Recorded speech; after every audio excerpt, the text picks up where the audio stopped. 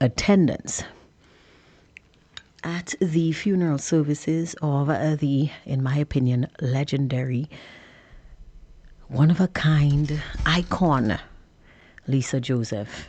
Lissa, oh my goodness, guys, it was a tear filled, emotional send off. I saw so many of my media colleagues there. I saw government ministers and so many people whose lives that Lissa had touched. It was just too emotional for words. And at the end of it all, I just felt like these people have no idea what they lost, you know.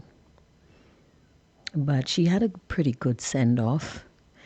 And while we in the media fraternity, we will forever miss her influence, her love, her mentorship, and her compassion. And those of you out there in the public eye, in the public sphere, you're going to miss her hard-hitting journalism and her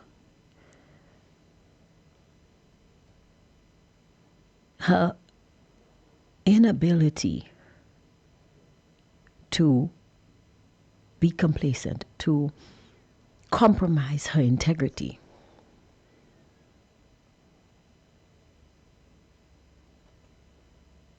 But she will be missed and her legacy will live on. We in the media fraternity will always remember.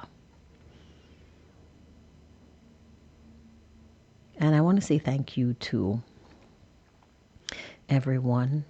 One of our media colleagues,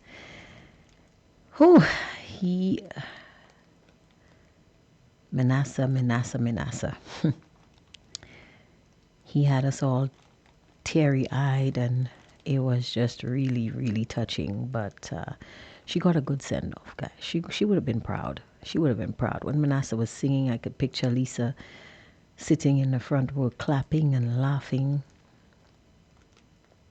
She got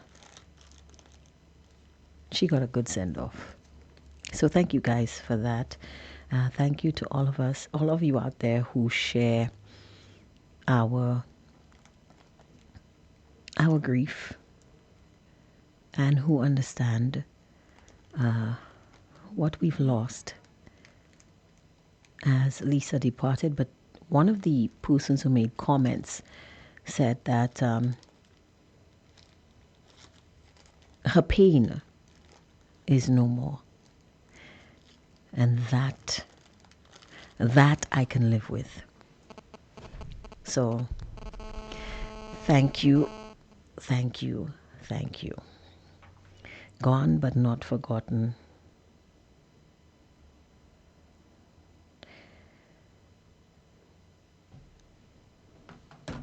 So let's get back to the issues that matter. We don't want to have me crying on the live and ruin my makeup, like, you know.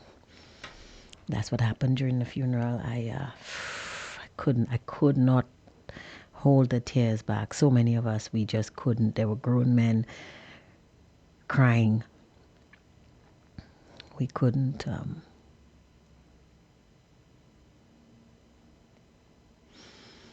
But we miss her already. And she's in a better place. We have to believe that. So, without further ado, I want to welcome all of you here on the live today. Those of you listening, joining us here on Fire FM. On the Fire FM 107.7 link, thank you very much for joining us.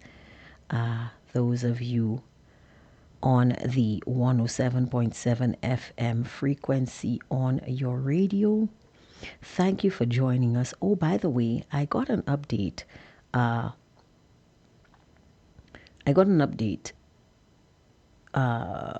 Some persons were saying that they could not get access to the broadcast on the radio in certain areas.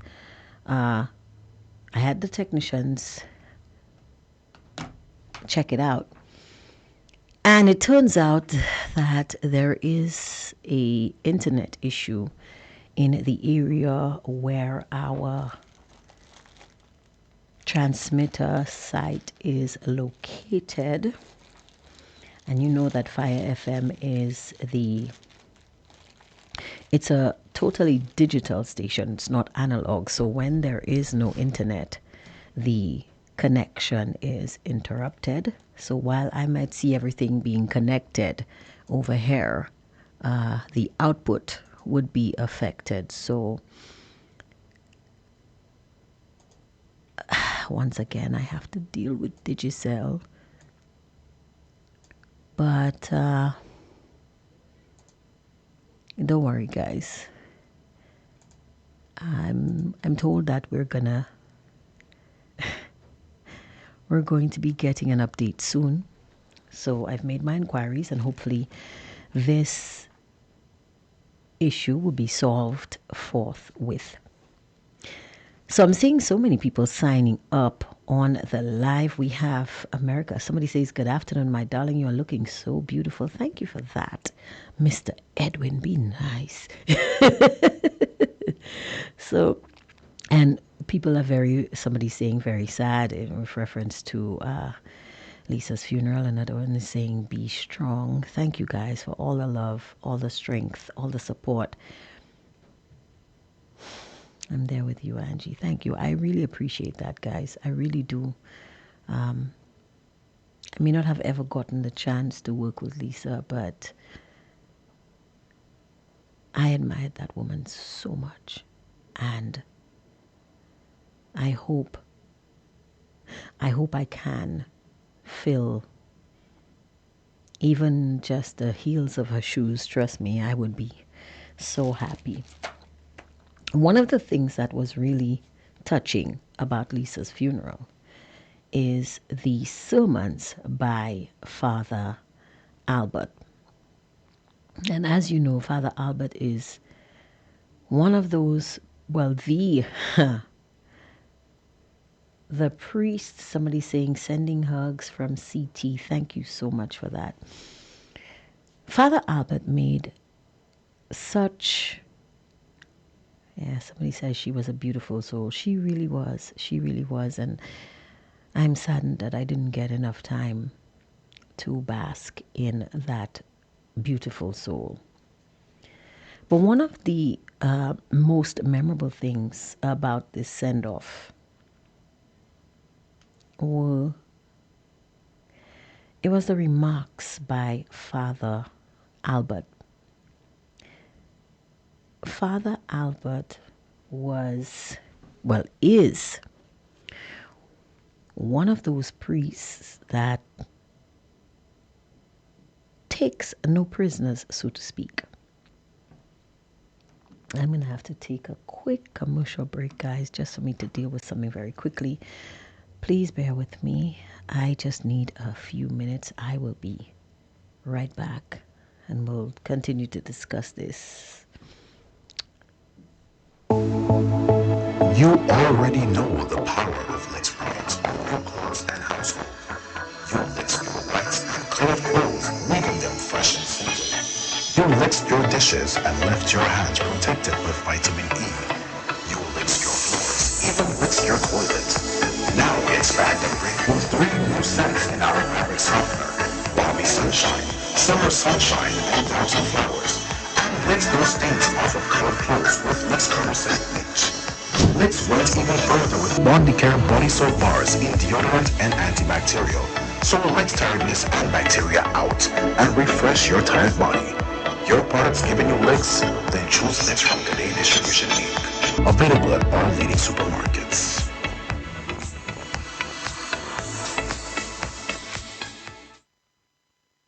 Sorry about that. We are back here on Hardtalk. Guys, so I don't know how many of you, as I was saying, tuned in to the celebration of Lissa's life. I don't want to think about it as a sermon. I want to think about it as a celebration of her life and legacy. But the sermon that was given by Father Albert, it was necessary. It was needed. I had to go up to him and say thank you, because some of us needed to hear this. And I was very happy when he said, keep on doing what you're doing. I listen every day. So I need to send out a wonderful shout out to Father Albert of the Catholic Church. Thank you so much, Father, for listening. Welcome to the broadcast. Because you see, what was so important about what Father Albert had to say, he reminded us of something that I think a lot of us in the media fraternity had forgotten. He reminded us of why we do this in the first place. And those of us who had not forgotten,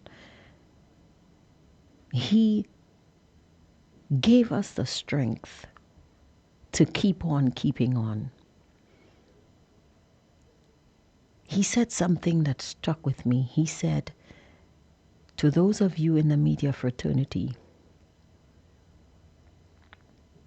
always remember that integrity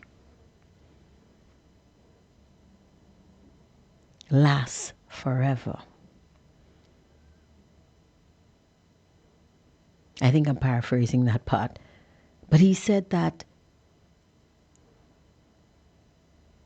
telling the truth, even when it's hard, even when it's uncomfortable, even despite pressures, and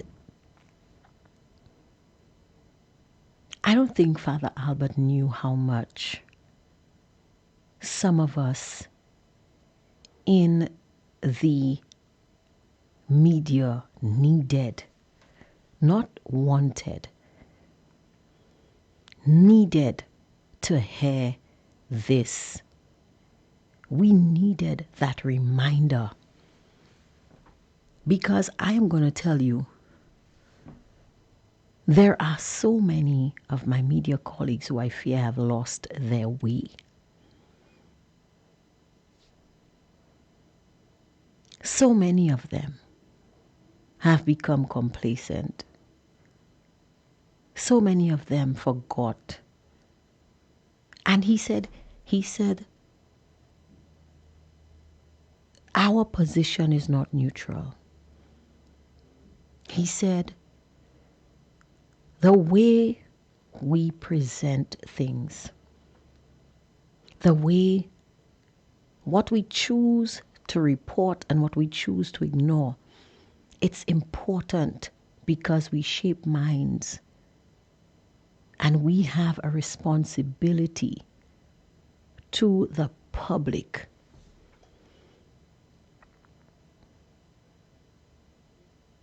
I'm telling you,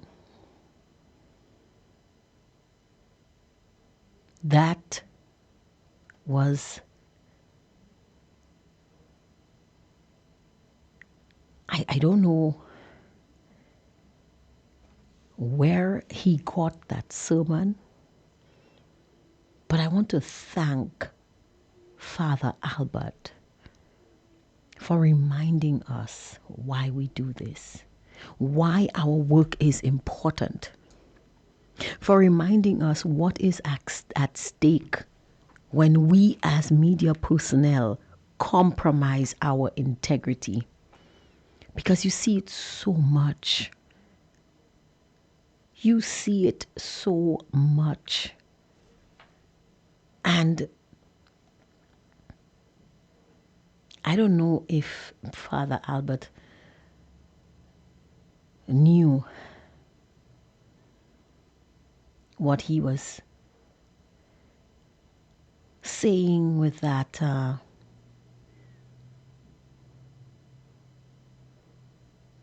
sermon, but I needed to hear it. My media colleagues needed to hear it. We all needed to hear it. And once again, I want to thank you, Father Albert. Thank you. Thank you. Some people are saying, oh, yes, Angie, he was on point. Another one says, Angie, what an appropriate sermon by Father Albert. Another one is saying, oh, yes, I enjoyed the sermon. And said, Angie, the sermon Albert gave is exactly what Lissa would like. Yes. Yes, it was. Somebody says, good afternoon, Miss Angie and all the hard talkers. We all are suffering loss as a result of Lissa's departure. It seems like Digicel is probably a company like Wasco. Oh my goodness. I'm not giving you guys another company to bash, okay? When I was so shocked, guys. I need to talk to my listeners here for a minute. I'm going to be your Father Albert today.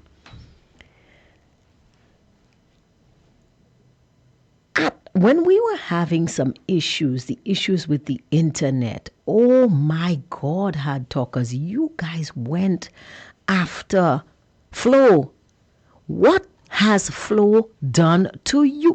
You guys, do you realize how you guys started bashing Flo automatically for something that they didn't even do? Guys, you guys went after Flo as if Flo had done something to y'all. That was wrong. And I need y'all to apologize to Flo, okay? Digicel did it, not Flo. You guys, you guys came after Flo. And now you guys are going to come after Digicel as if Digicel were Wasco. But we're going to talk about Wasco in a while, because we have some serious topics to discuss here, guys. So somebody says, I watched everything. Father Albert is the best. Another one says, blessed good afternoon, Angie. And so many other people are saying good afternoon. Good afternoon to all of you. This person says, the media fraternity and their surrogates should have a foundation in the name of Lissa Joseph, where young, aspiring, and would-be journalists could be trained to uplift the standards of journalism. She was a shining light, a giant, and a great example in investigative journalism. Oh, what a great example. You have no idea. You have no idea. But this is something to think about. But unfortunately, we don't have a media association that is active in St. Lucia. So that is something to really think about. Somebody else says here,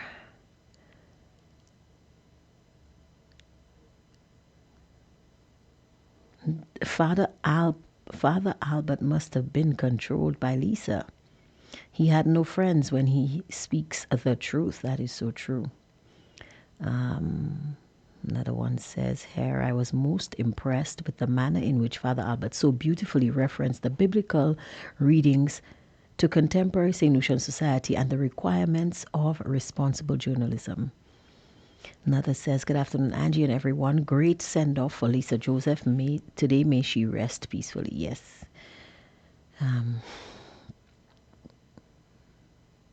Yes, somebody says, because we never remember there's a Digicel. We only remember Flo. Well, this is why we bash Flo. Well, be nice to Digicel. Be nice. Even if they're not nice to me. Somebody says, Angie, when people cannot get their vitamins, they will bash anyone. At the risk of sounding like I'm bashing anyone, let's talk about Wasco. Now, I know, guys, you must be sick to death of hearing about Wasco.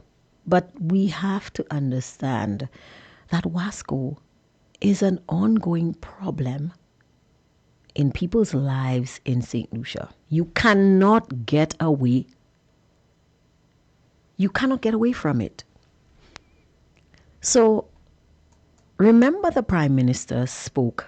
Another person you cannot get away from, the Prime Minister. He's there. We're stuck with him. Let's deal with him. He is the tools that the people have handed us to work with. So, there it is. So, I was thinking, guys, about that statement made by the Prime Minister about Wasco's money. I mean, about the government. Sorry. The government floating Wasco $1.2 million a month for the past year, and that the money was flowing from the CIP straight into Wasco. Oh, somebody else is saying, morning, Angie, what a send off to Lisa. It tore me that I could not be there. Very touching. Yes. Somebody says, Angie, were you hiding from the camera? No, I was in the back. I was in the back, standing right next to Rihanna Isidore, actually, trying very hard not to cry because there was, a call already. Good afternoon, caller. You are on the air. Hello? Hi, good day. Hello? Yes, can you hear me? Let me tell you. Uh-huh. Is your radio frequency doesn't work? Well, there is an issue with the internet near our transmitter site, so that might be the cause of the problem. But the link is working and the Facebook platform is up and running. Do you have the link? Because I can send it to you. Yeah, I have the link, but what I'm saying, when I'm on my phone and I want to listen to it when I'm on the phone, on my radio. Yeah. But the frequency is not working. Well, unfortunately, sir, I cannot dictate to Digicel. You see, unlike the other stations, or unlike some of the other stations, because I don't know every station, Fire FM is strictly digital. We are not analog. So whenever there is a issue with the internet, our broadcast goes down. Blame technology. So if the internet is down, then we are off the air, and that is the issue that we're having. So this is why we have the link available, and we also have the Facebook page. So since you're calling on the WhatsApp platform, I can easily just send you the link, and you can follow from there. And YouTube, you have YouTube also? No, but we do have Facebook. Okay. I hope we'll have to get some money and to Are you offering to sponsor my show, sir? Because if you're doing that, I am very happy. Yeah. But I'll get back to you. Thank you very much. Okay. Okay. Well, I'll be sure to send you the link so you don't miss any of the broadcasts. Okay. Thank you. You're welcome. All right. Thank you. Yeah. Bye-bye. My goodness, you guys. So, as I was saying earlier, let me just send him the link. I don't want any of my listeners to miss out. And anyone, if you know anyone who wants the link, it is pinned in the comments right here on. Somebody's laughing. You guys are so mean. It's pinned in the comments right here on our Facebook page. So if you know anyone who wants to follow the broadcast, doesn't have Facebook, you can always send them the link so that they don't miss out. Don't be shy with the link, guys. My technician has contacted Digicel, and he says that they are going to be getting back to me as soon as possible. So, okay, now that that's done, let's continue with the broadcast. Okay. So we were talking about Wasco. Really? I swear that is someone calling about the radio again. I am pretty sure. Oh, the UK is in the house. Good afternoon to you. Hope it's not too cold up there in the snow. Somebody says, I understand the caller. My internet is down and I can't get the radio station, so now I have to use data. Try to fix the issue, please. Oh, what did I just do? What did I just do? Oh my goodness. I think I just signed out. What did I just do? Oh, you guys are not going to believe this.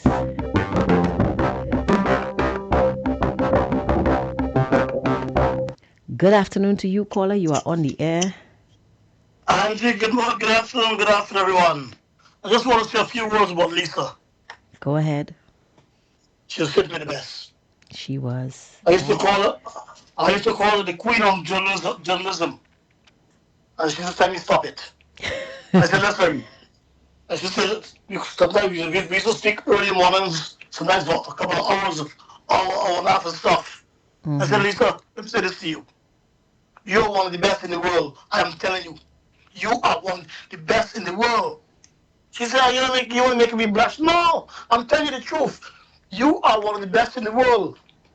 Then, about a month later, she was invited to represent the Caribbean, I think, in Paris, France. She was chosen to represent the Caribbean. I said, what I told you? And she told me. I said, what did I tell you? You are a class act. And I said this to you all. That's a void. She left a big, huge, large, you know what you like? Void in St. Lucia, man. It is. This girl is awesome.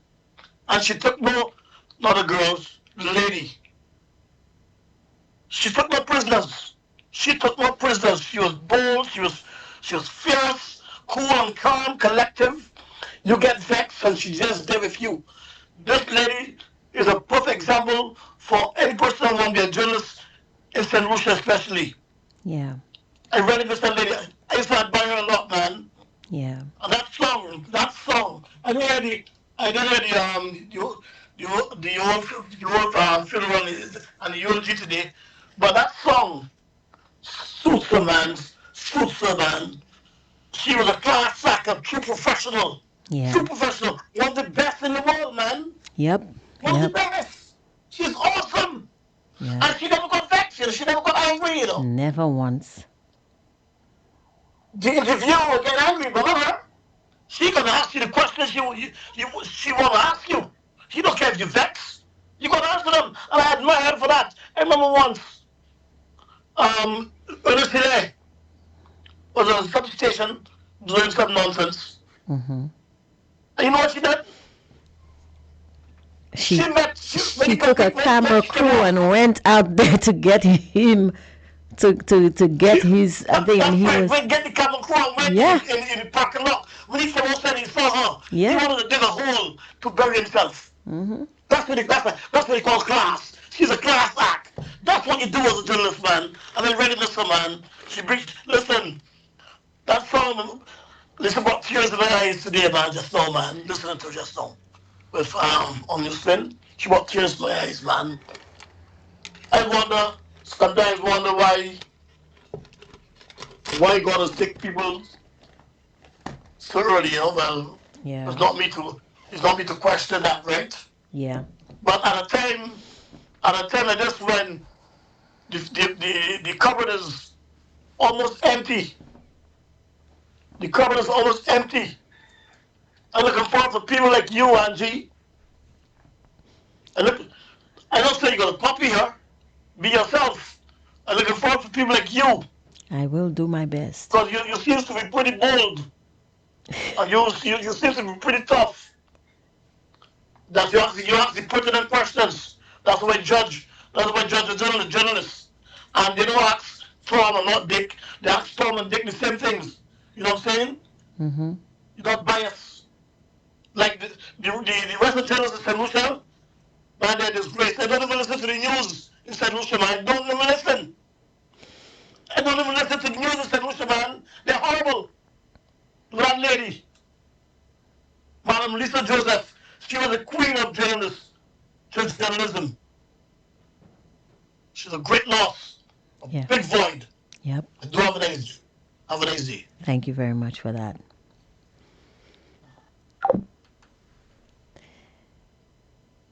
I I have to agree with everything the caller just said. A really, really big void. Huge void. Somebody says, "Good afternoon, Angie. May Lisa rest in peace. Blessings to you and all who is on the live." Thank you very much for that. Somebody says, "I understand." Oh, I was laughing at your plea for sponsorship. Good one. I love the idea. Somebody says, "I loved her calmness." Another one says, "Don't worry, Bermuda. We have Angie next in line." Ooh. Somebody says, "Thank you."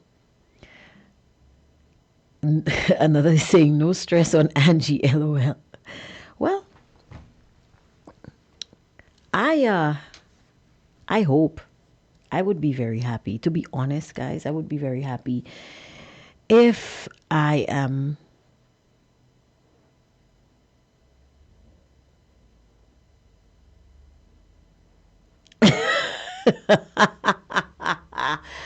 oh my goodness, I'm so sorry, but our hard talkers are on here and you guys are serious. So somebody is sending me a message and the person is saying to me, "Angie, I am purposely avoiding PJP and Wasco, if that's, well, if that's a word, getting a headache every time I open the pipe and hear the Prime Minister." I'm just trying to figure out, why is the Prime Minister in your pipe? So it seems every time this lady opens the pipe, she has the Prime Minister speaking about Wasco. Okay, all right, fine. You guys don't want to hear about the Prime Minister and don't want to hear about Wasco, but fine. I have other topics because that was not the only topic I planned on speaking on today. No.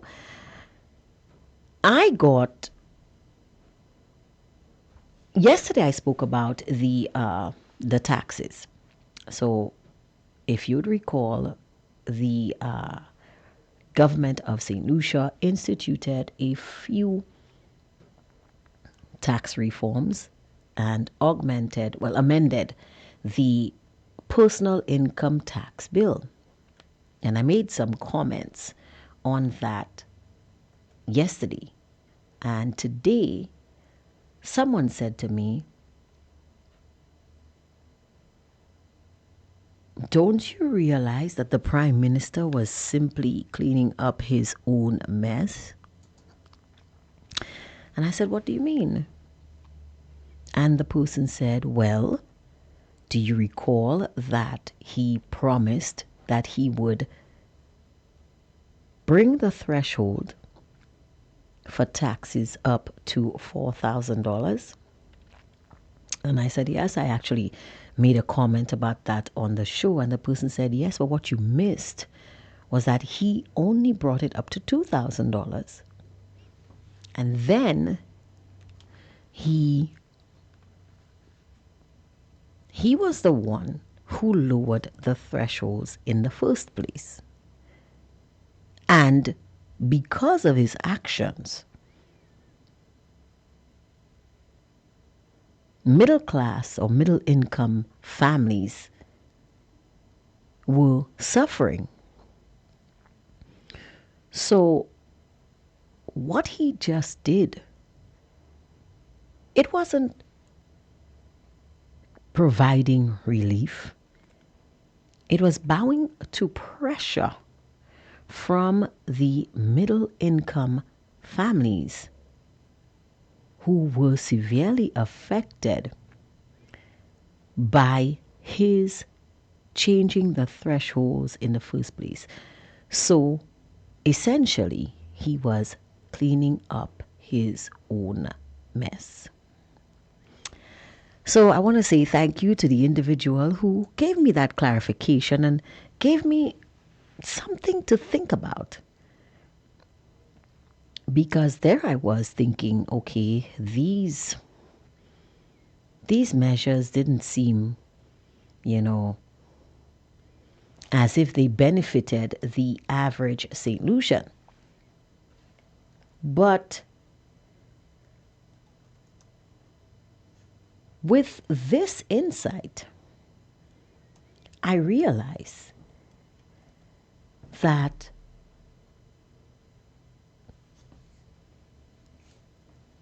I missed an entire section of this argument or this situation. And then someone else sent me a section of the chamber or of a statement from the Chamber of Commerce that I want to read to you guys here today. So,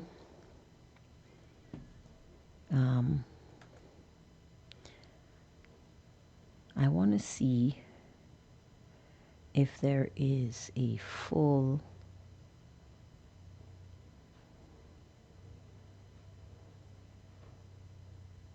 okay, so there isn't a full post on this, but what there is a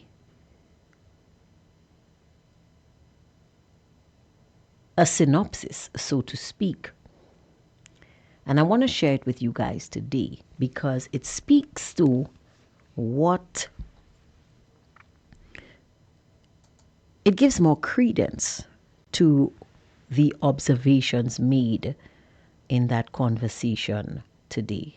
So please permit me to read this to you.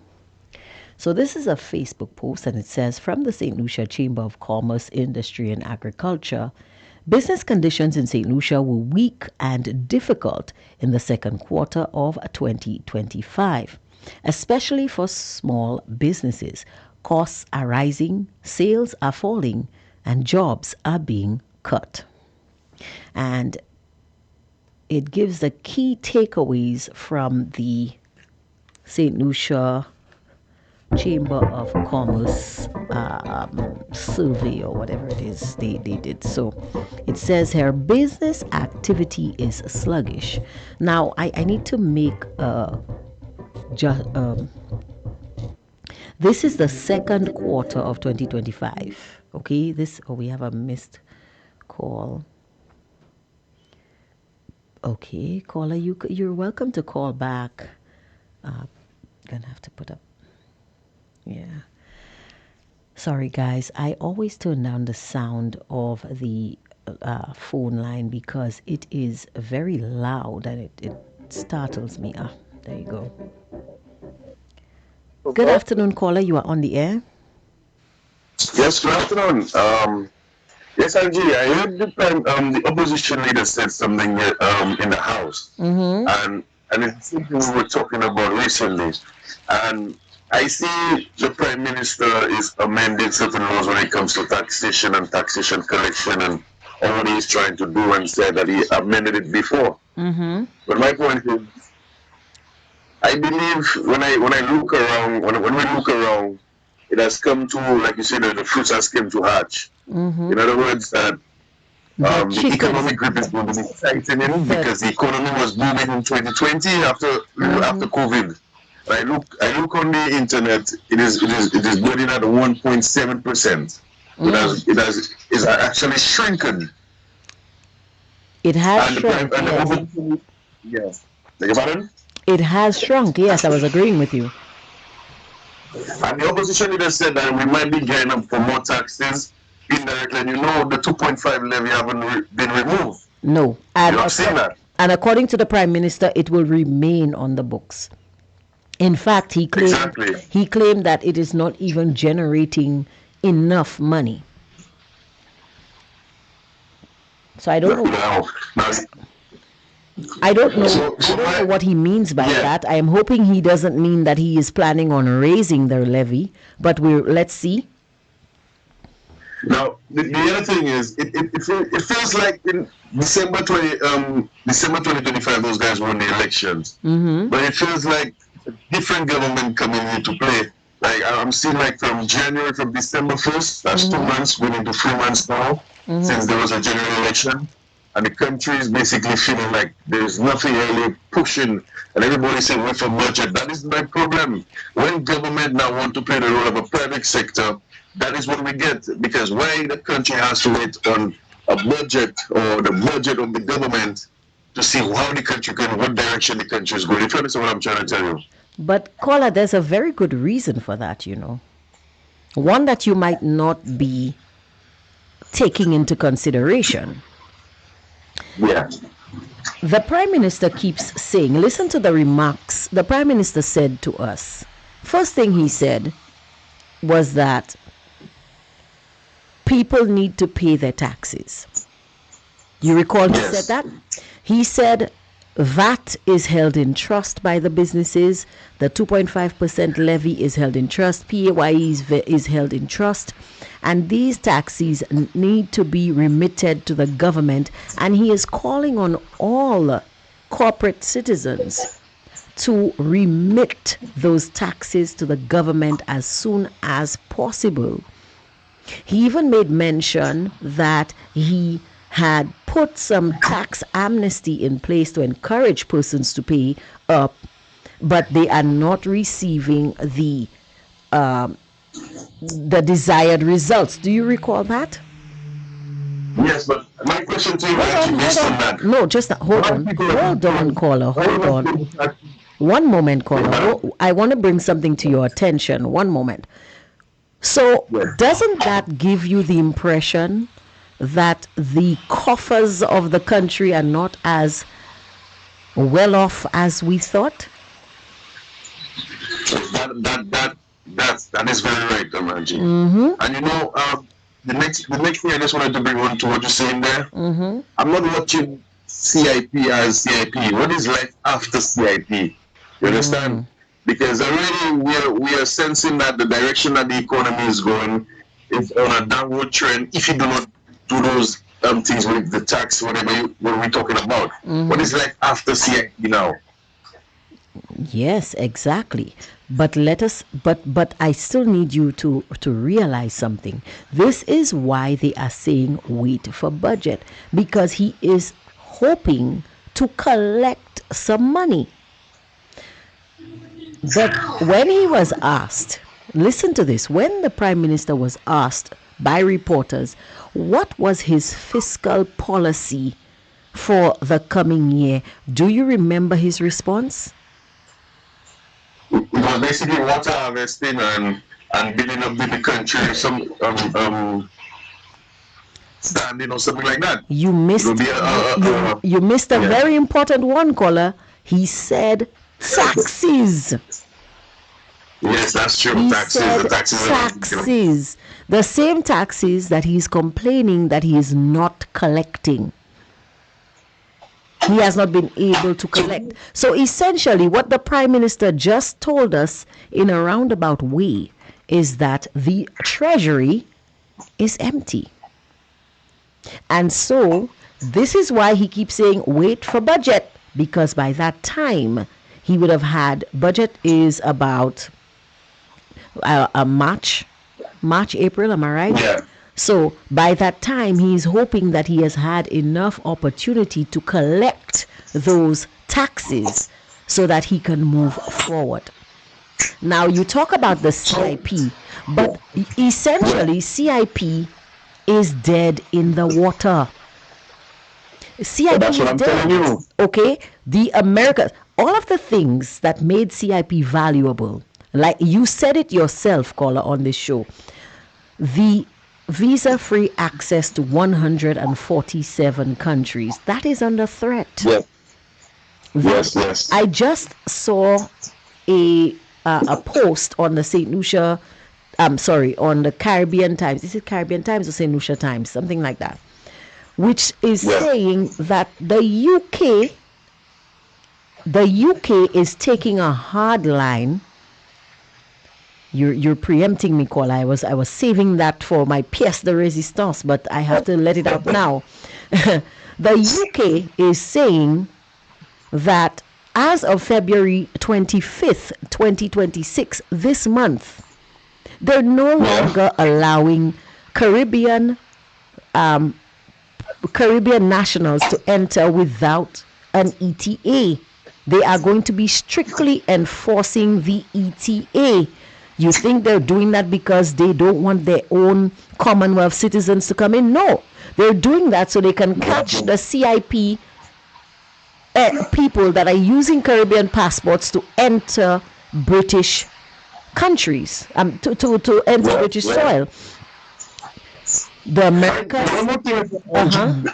On the CIP as well, but it's on risk to bribe, because watch. And the problem is, I would say the coffers are empty, and they're not much friends again they can turn to for loan, because he said it himself. He's in a strict thing where with his the finance, he cannot go overboard, he cannot go too low, he cannot go too high. Exactly. You understand? Exactly. So in other words, what I'm trying to say again, and I will repeat it again, is that countries like the British are closing up their borders. The Americans are closing up their borders. The French are closing up their borders. Because remember, listen, the fact the 147 countries that we can enter visa free, a vast majority of them are in the Schengen region of Europe. That is why the EU is talking about rescinding our Schengen visa privileges.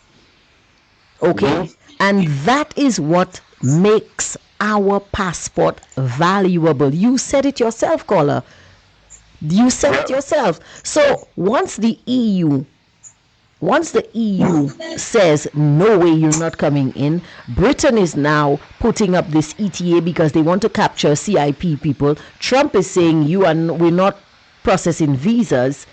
Okay, our passport is limited to the region. And and what the people in the region looking for opportunities elsewhere. So the CIP is dead in the water. Now, you see the thing about it again, Angie. Now, countries that didn't prepare for the new world and the CIP going to be dead, we are going to pay a heavy price. Because what? We are going to, Paula. We are already paying a heavy price. Let's be realistic. I'm not hoping for the worst because I live here. But what I'm trying to tell you, it hasn't started yet because they're still trying to maneuver. They said that's why he double shoot himself in the foot and talk about the Americans don't us in Cuba, so we have to go to Nigeria or we have to go down there because there's no more Venezuela, there's no more cheap oil. Oil is selling at the normal rate now. The Americans are selling Venezuela oil at market price. Now let me ask you another question. You just mentioned Nigeria. Isn't Nigeria on the list too? Yeah. So when we go and get ourselves involved in Nigeria, are we not putting ourselves in deeper hot water? Yeah, because you see, with Nigeria as well, it's still a balanced kind of vibe with Nigeria because they're still friends with America in certain ways, I would say, or the West. Sweetheart, Nigeria is still in the same boat with us. Yes. We are in the same boat. That list of 75 countries, Nigeria is there right along with us. Okay? Because there's many incidents in Nigeria, Boko Haram, all kind of terrorist threats. And solutions came out and tell Philip JP, hey, do not send our nurses and doctors to Nigeria to study. I see there was a Muslim lady came up on the internet. There were many different people came up and say, hey, that doesn't make no sense. You understand? Because our people can get kidnapped, all different sorts of things can happen. My point is, this is what solution politics did to our country. A country that is very, very sick, and it is, you could see a failed state. Tell me one thing that works. Where's the healthcare? We still relying, okay, no more Cuban doctors. Oh, now, boy, we have to go to Nigeria. But what's about solution doctors? What's about all of those people? Where's the schools? Where's the infrastructure? That's what Aaron Johnson was doing in the hospital. You know, there you go. the place where he paid $50 million again now to open that hospital would have been a university there. By the main hospital, would have been already finished. Now, are you aware? Are you aware that 50 million US can finish the new hospital and commission it? Yeah. Yeah. Okay. So, Angie, we will not continue talking, but with talking, there will always come action. But for now, like I tell you, we just have to just let those people do what they're doing for now, and let us just see what road they are taking. But we already know it's heading because we've been talking. You understand? Yep. So have a blessed one. You as well. Thank you for that. Always a pleasure when this caller calls, guys, because he's always on point. And I was reading from this. We have some people here on the live. You know, I like to go to my Facebook platform. Somebody says, well-timed report by the chamber. Another says, PJP doesn't have a problem. It's the little people that are supporting his lies, so anything that he says to them, they believe him, and they are not asking him the serious questions. Somebody says, exactly. Angie, another one says, new taxes are coming. Another person says, Angie, when the Prime Minister gives government capital projects to persons with no accountability, and these monies are not being taxed, what does Philip Pierre expect? Shaking my head. Another says, expect everything from PIP, the tax will rise. Somebody says, Angie, are we collecting CIP monies like before to waste? Did Trump play in our soup? Somebody says, this year is 2020 sticks for St. Lucia. Another says PJP makes the thing worse for the St. Lucians and the other Caribbean countries. PJP put them in some serious trouble. Another says December 01, he gave out the monies. Now he wants to implement new taxes. Wait for it. Another one says, well-spoken caller, the UK in the house. And it's true. You see, we need to listen very carefully when we hear our Prime Minister speak. Because he tells us the truth, you know. He tells us the truth. We simply have to listen for it. We have to pick it out of the rubble, so to speak. So let's go back to the chamber. And it all ties into what the caller was speaking about. So they're saying that business activity is sluggish, and we're talking specifically about the second quarter of 2025. Many businesses reported declining sales. Cash flow is getting worse. Business owners are cautious and not optimistic. Jobs are being lost, not created. 25% of firms cut their staff. Only 8% hired more people. Hiring is especially hard for skilled and professional roles. This is a small business economy with 80% of businesses employing fewer than 10 people. Let me read that again. Because when the Prime Minister came and spoke about unemployment numbers being at their lowest, I asked a question, and I'm pretty sure several people thought I was an idiot for asking that question. I had someone stop me on the street and, try to explain to me where I was going wrong. The Prime Minister said that the unemployment numbers are very low. I think at one point he said 8%, 8.8%, I think. And I said simply, point me in the direction of the business that opened, that has employed these individuals, so that I can verify this information.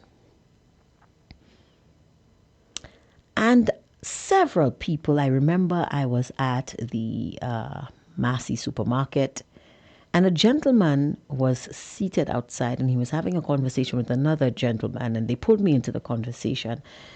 And this guy was telling me, oh, there are 500 people at Isla Resorts working. There were 200 people over there, and you can't find people to do construction, and you cannot do this. And you couldn't find people to work construction because a great number of St. Lucians were leaving the island and going to places like Guadeloupe and Dominica to work construction.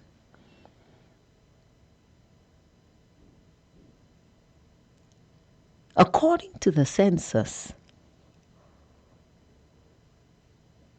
several individuals, over 4,000 individuals, were removed from the workforce because these individuals were deemed as not willing to work. That is not people being employed. That is playing with the numbers. And now the Chamber of Commerce is giving out the appropriate information. But let's continue, because that's not all the chamber had to say. Almost half of respondents to the survey were based in Castries. Fewer than half were chamber members, so this reflects the wider business reality, not just big players. Costs are the biggest problem. Inflation is hurting businesses. Again, I bring your attention to this word, inflation.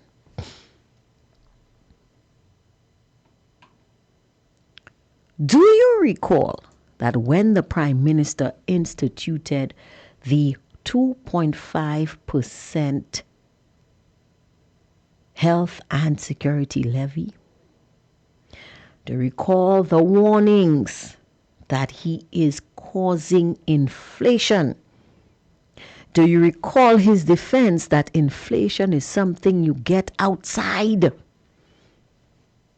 And despite all of the alarm bells, despite all of the alarm bells that were rung, despite all of the information and the warnings, the Prime Minister never took any of it into consideration. Remember again, because I need to remind you guys, I need you guys to understand this. Remember again, listeners, when the price of gas went up above $17 a gallon, there were several individuals, including the opposition, who called on the Prime Minister to have the price of fuel reflect the price of a barrel of oil on the world market. And every single warning fell on deaf ears. You would recall, soon after that, what happened in St. Lucia? We saw the price of bus fares increase. We saw the price of bread increase. And so on and so forth. Nothing that was said to the Prime Minister was taken into consideration. Instead, all we heard was the opposition is jealous, enemy of progress, enemy of the state, this, that, and the other. But yet no consideration was given to the effects of these policy decisions. You would recall again when the Prime Minister increased the gas tax by $1, because remember the gas tax initially was $1.50, and that money was used specifically for road maintenance. In opposition, the Prime Minister and his cabinet of ministers vehemently opposed the decision to have a road tax. They called it unfair. They said that the fishermen had no need of a road tax and should not be paying it because, quote unquote, the sea has no roads. When it was pointed out that this tax was implemented specifically for the maintenance and upkeep of the island's road network, do you guys remember? I know you remember the slogan that took the island by storm. Moun paka manje shime. Fast forward 2021, July. Elections are called. Philip J. Pierre wins. He brings in his guys. What does he do? Rather than removing the tax, which he campaigned on, he increased it to $2.50. Today, we have seen the result. And it stems from that decision directly.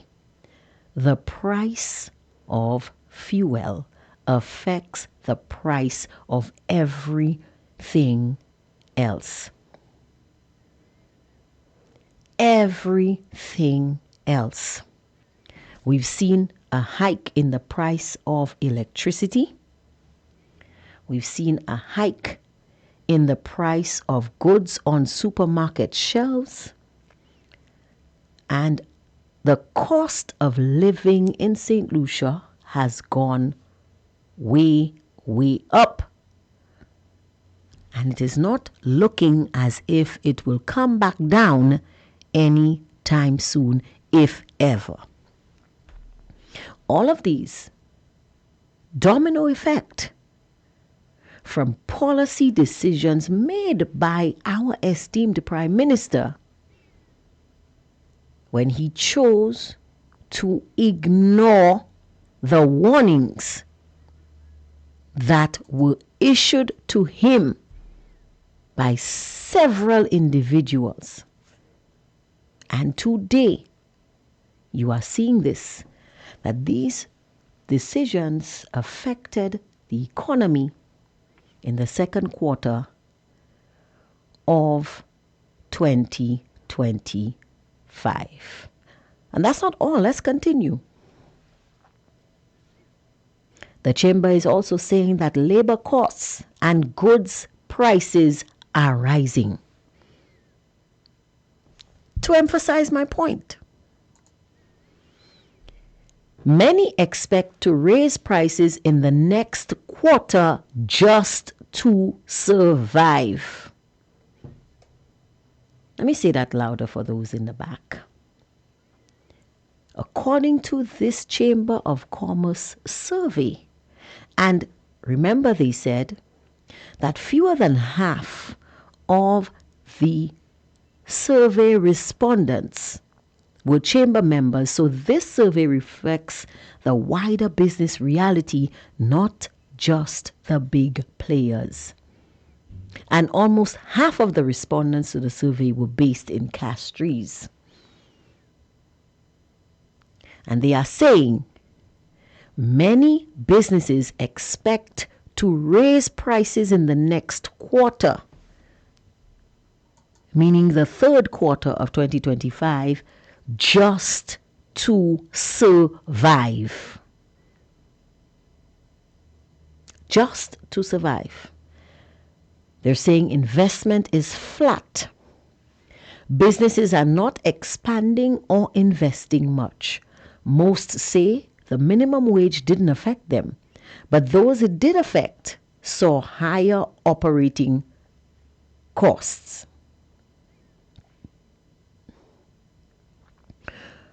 One contradiction worth noting is that while the second quarter was tough, some businesses say 2025 overall is better than 2024.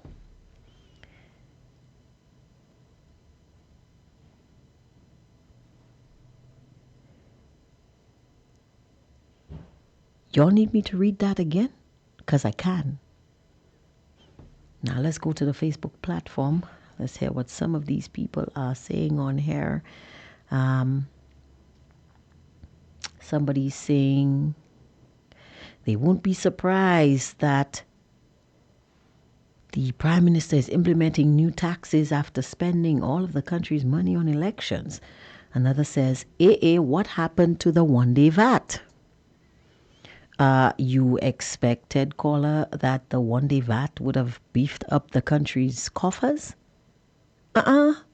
Another one says, Angie, I never believed the PJP employment figures. You are absolutely right. Alan Chasney repeatedly told them.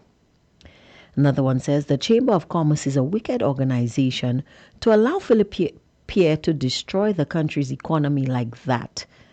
This is not nice at all, shaking my head. Another says, like the opposition leader, Honorable Alan Chasney said to them, Philip Pierre sent the country back to 2019 when COVID took 65% of the country's revenue. Somebody's saying, Angie, PJP have not reduced $1.50 up to this day. No, he didn't reduce it. In fact, he increased it. So it's now $2.50. Another one say, Angie, St. Lucians have short memories. They are already complaining. They now have to hold their belly. As far as I am concerned, the UWP did not lose the election. It was stolen from them. Your thoughts on the matter at hand, guys, can be shared with our listeners. You know the number to call, 572-3473. Apparently we're having some issues. I don't know what's going on with the phone lines. That is Flo, by the way. But you can call us, contact us on the WhatsApp platform. Same number, 572-3473. So, now, the Chamber of Commerce conducted this survey in the second quarter of 2025. Unfortunately, we don't have any information about the third and fourth quarters as yet. And I would imagine that they had taken the time to compile this information and to give the general public. Oh, there's more. Sorry, there's more. Let me read that. Okay, so somebody says, what this really means, St. Lucia's business sector is under serious pressure. Small businesses are tightening belts, laying off workers, avoiding investment, and bracing for higher costs. Survival mode is the dominant theme, not growth. Now, this brings up a broader point. Let's go back to the Prime Minister's remarks. What did he say was the problem areas in tax collecting in the country? He specifically said PAYE, which is the income tax, pay as you earn, that every worker who meets the threshold for personal income tax payments has deducted from their salary. He also said, and these are collected by the business owners, the employers. He said the VAT, again, tax collected at the point of sale from the consumer, and the business owner now has to take this tax and remit it to the government.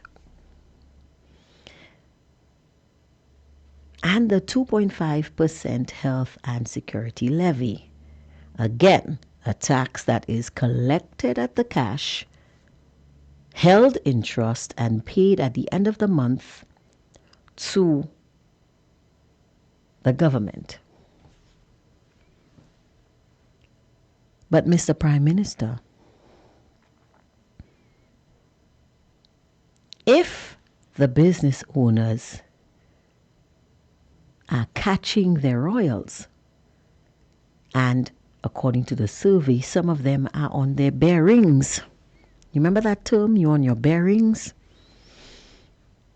How are they to remit these taxes?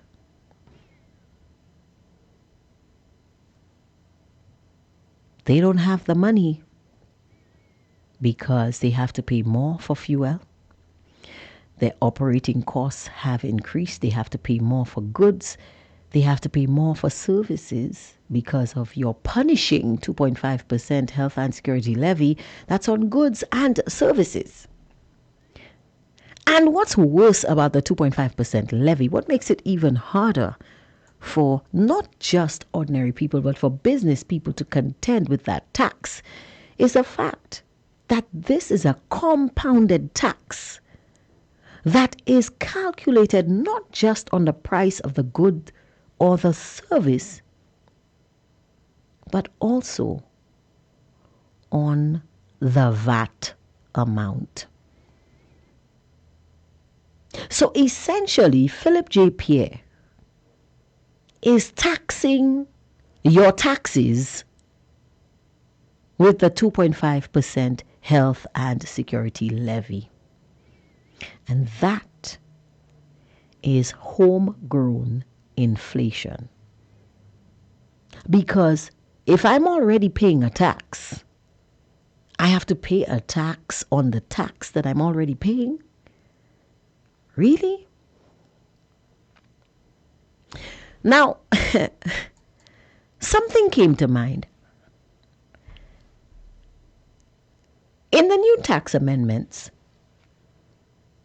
the Prime Minister said that all pension income will be exempt from taxes, which is great. But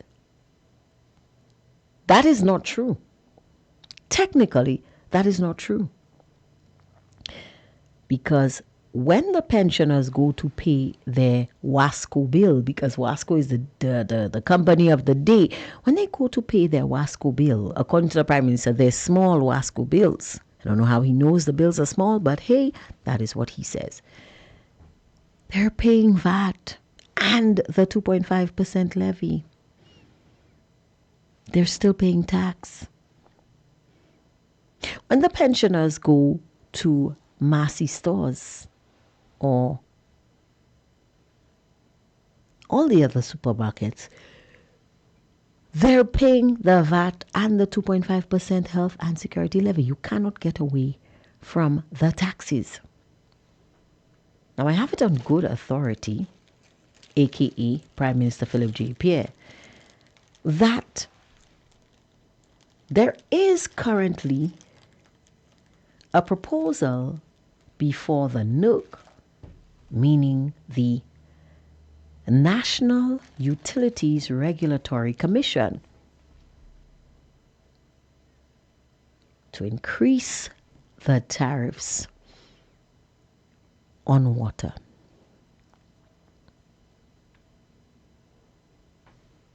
So, this means that St. Lucians could still or could soon be paying more. They could soon be paying more for water. So we're already paying more for electricity. We're already paying more for bread. We're already paying more for groceries. We're already paying more for internet. We're already paying more for transportation. And now, oh, did you notice that we're paying more for insurance? Vehicular insurance, life insurance, medical insurance? Yeah, you didn't notice that insurances were up?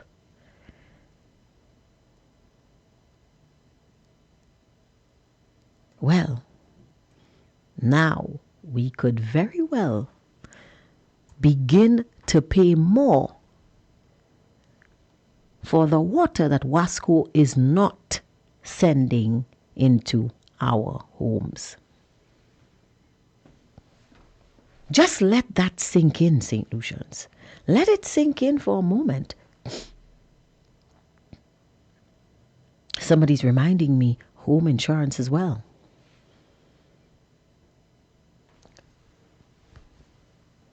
So,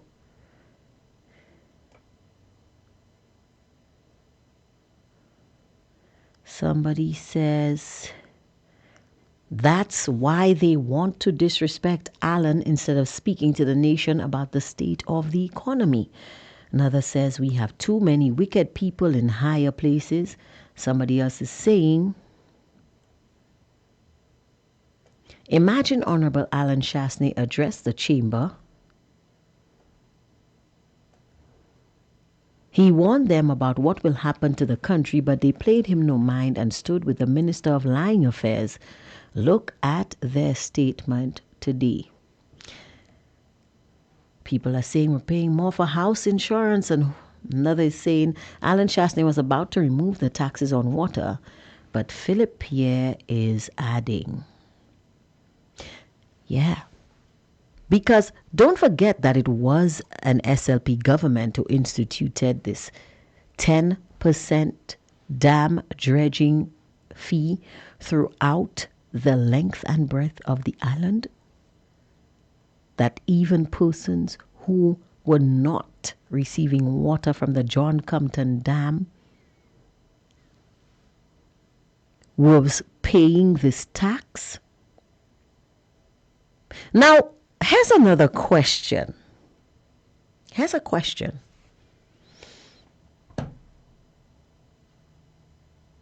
We've been paying this dam dredging fee for the past 5 years, right? From 2021 until now, 2026.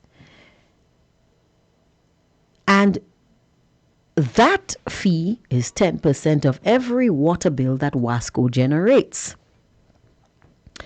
But you realize, guys, that one, we're not getting water, and two, the dam is not being dredged.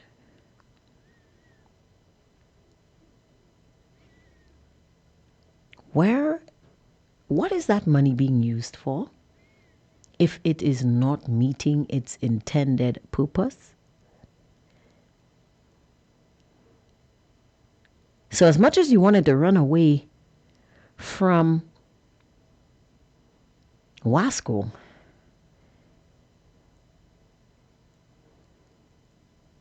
you kind of can't, because Wasco is an ongoing problem in all of our lives. So the government is paying $1.2 million in electricity bills, because that is what Philip JPS said, per month to Wasco. Every St. Lucian is paying 10% of their water consumption in dam dredging fees to Wasco. And yet, Wasco, according to the Prime Minister, is in dire debt and in dire straits. And there are no financial audits of Wasco to be found. Where has the money gone? Or, more specifically, which pipeline is it running through? That is a question that we need answered. Somebody saying pay more for water you're not getting. Essentially, because the Prime Minister literally said to you guys, participate in rainwater harvesting and pay your small Wasco bills because Wasco need money. Somebody is saying here, I can't believe my brothers and sisters in St. Lucia ignore $75,000 health insurance for country and western dances and raffles. I need to know what was done with the millions collected on the airport traveler's fee. Ah! Ha ha! Another one.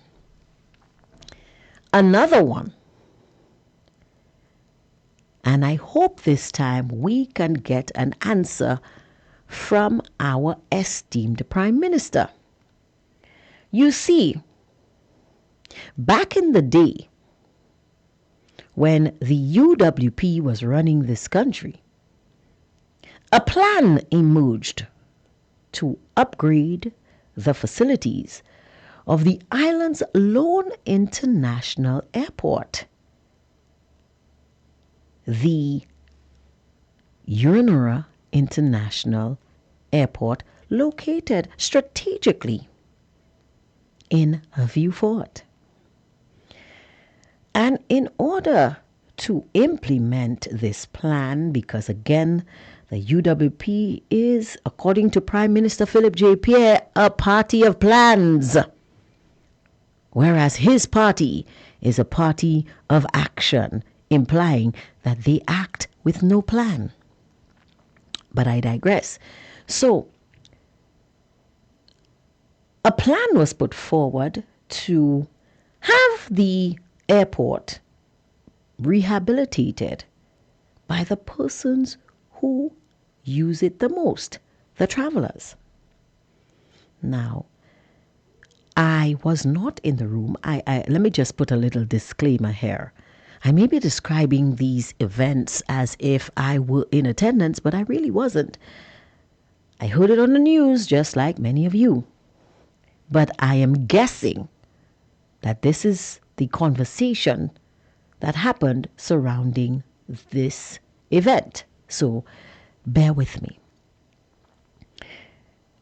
A plan was put forth to have the airport rehabilitation paid for by the persons who use the airport the most, aka the travelers.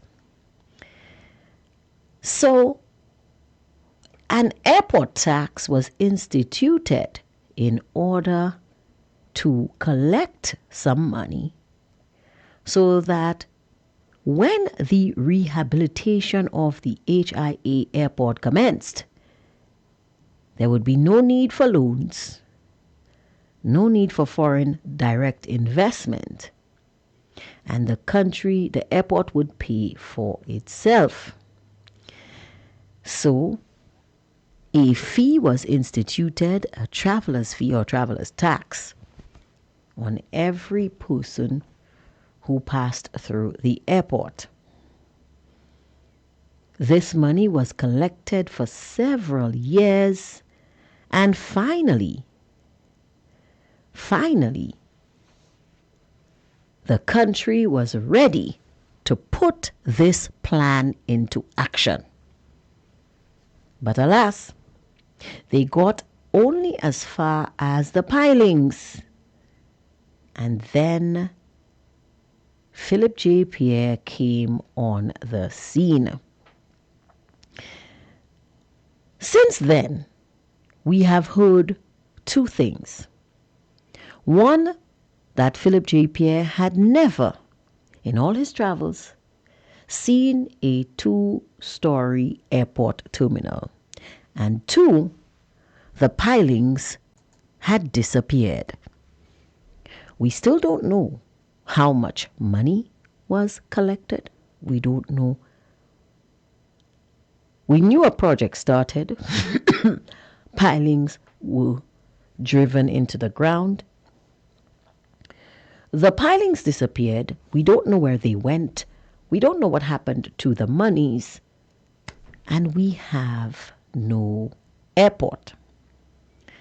Now, fast forward to 2026, Philip J. Pierre has promised us a rehabilitated Uranura airport. Not only that, Philip J. Pierre, it seems, is reading directly from the UWP playbook because he is out there slinging the slogan that UWP had in the past general election. That slogan being, let's make St. Lucia the best place to live and work. And at the risk of annoying my audience,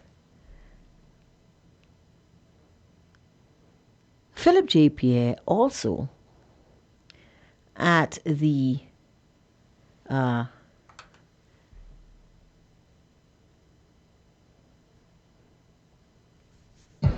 Second World Congress of Racial and Ethnic Health Disparities had so many things to say.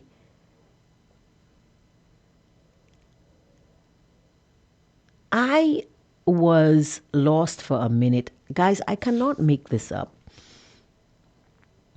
And if you would permit me, I really want you to hear what the Prime Minister had to say when he was questioned. When he was questioned about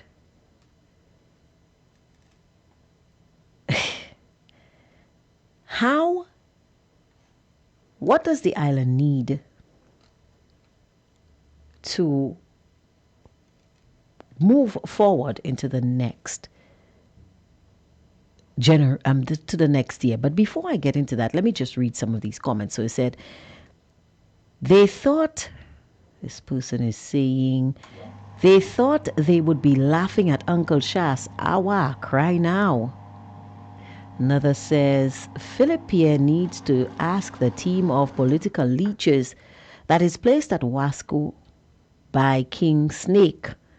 I guess she is referring to the financial audit or where the money has gone. Another person is saying, Angie, I'm seeing a little light on that. High price of gas, 2.5% levy, no St. Jude hospitals, give away our ports for 30 to 40 years, sold out Bannon's land for less, CIP, and they came back to office 16-1. Angie, something happened. Yes, but I don't know what I don't know what it is. I really don't know what it is. Somebody's asking me, when last you heard about Taiwan from the time PJP stopped the project? I haven't. Somebody's saying, y'all don't get tired? No, we don't. Because this is the whole reason for this platform. We are here to examine and discuss and dissect the issues affecting our country. If you are tired, by the way, and you don't want to listen to the broadcast, there's a little invention called the off button, and you are free to make use of it. On to bigger and better things. Somebody says, Angie, the hacks say Shas will take the money for his friends. Really? Really? Another says, when you have people who can play politics and know nothing about physical management, what do we expect? Another is saying, if the UWP is a party of plans, of which they should, why didn't PJP hire the party of plans so that his party of action could actually make sense rather than the local development they are delivering? Belle question. Let's see if the Prime Minister will answer.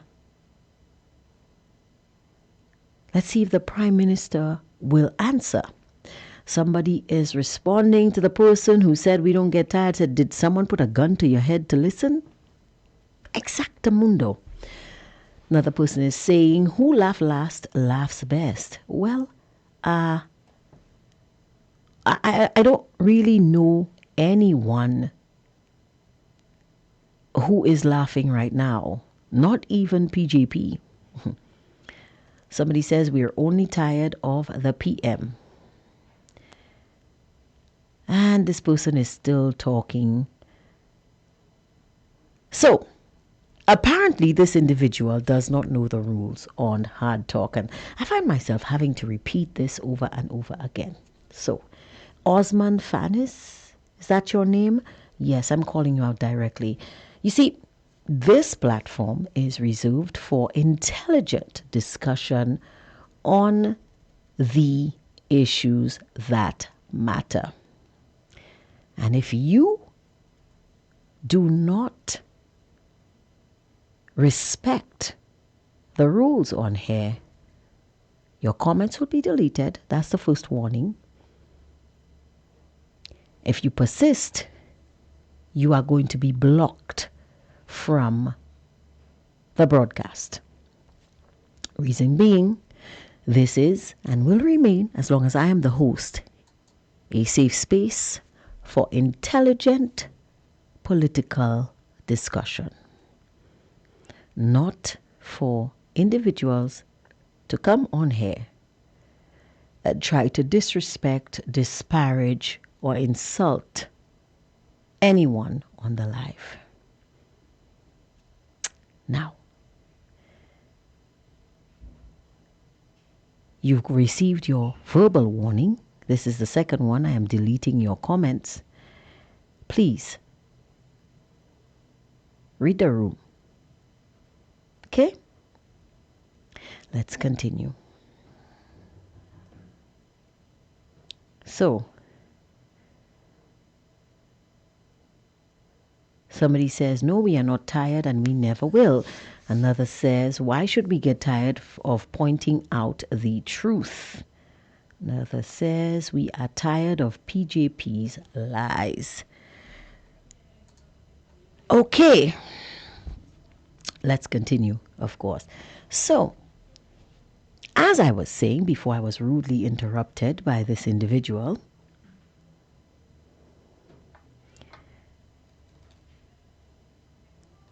these are the facts as we see them.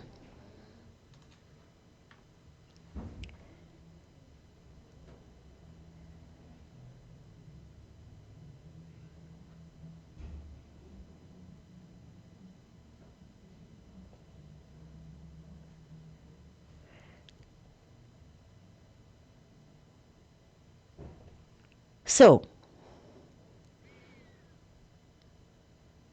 you guys now have an opportunity to have the facts laid out in front of you. And as I said, I'm going to be bringing you the comments made by the Prime Minister at the Second World Congress on racial and ethnic health disparities. I also want to ask some of my listeners on the live who are engaging with this individual not to do so, because this individual is going to be banned from the page. I'm not going to tolerate this foolishness.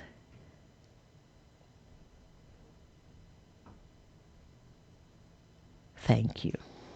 Please do not engage when these persons come on the live to distract us from discussing the issues that matter. I've said this several times. I do not tolerate this, and I will be banning people from the page. This is not Newspin where people have two shows. This is Hardtalk. We discuss the issues that matter in an intelligent way, and this remains a safe space. Please do not spoil our broadcast or our platform. Thank you. So I take you now to the Second World Congress on racial and ethnic disparities. I want you to listen to the question posed to the Prime Minister by a Dr. Cato Lorenzin. And I would like you, St. Lucians, to listen to the Prime Minister's remarks. and also other physicians that are there. So when life deals some lemons, you make lemonade. So maybe we can make some lemonade here. But again, thank you so much. Wonderful. Great. Thank you. Before you go, Prime Minister, I would like to present you with a copy of my children's book, which looks at activity and movement. I'm Andy Ferber Finley. We've known each other for a very long time. Well, you've known me for my constituency. full disclosure. I know where you voted for me. I'm currently attached on secondment with the Diaspora Affairs Office, supporting incapacity building and thinking about ways the diaspora can engage with St. Lucia in all different ways. May she rest in peace. You're looking at a picture of my mom. They grew up together. And I would love to ask you a question about what your vision for the diaspora and their ability to support us is.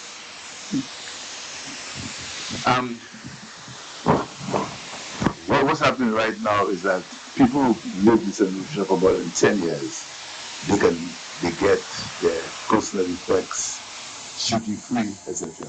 But as we speak, we're working on a diaspora bill where we can expand these services. And the ambassador for diaspora, Ambassador Dubois, is right here. We want to have a diaspora bill because it is very clear that some larger countries do not want us. It's a fact. It's a fact. So we have to find ways of making our country the best place to live and work for ourselves.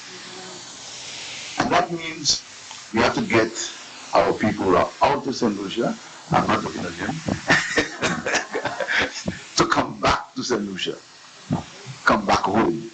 And we're looking to give them the best possible environment in which to come back home to. So I've employed, in the process of employing consultants to prepare a diaspora bill that will deal not only with goods and not only with goods, cars and things like that, but generally to see a wide range of incentives, of concessions that you can give to people to come back home.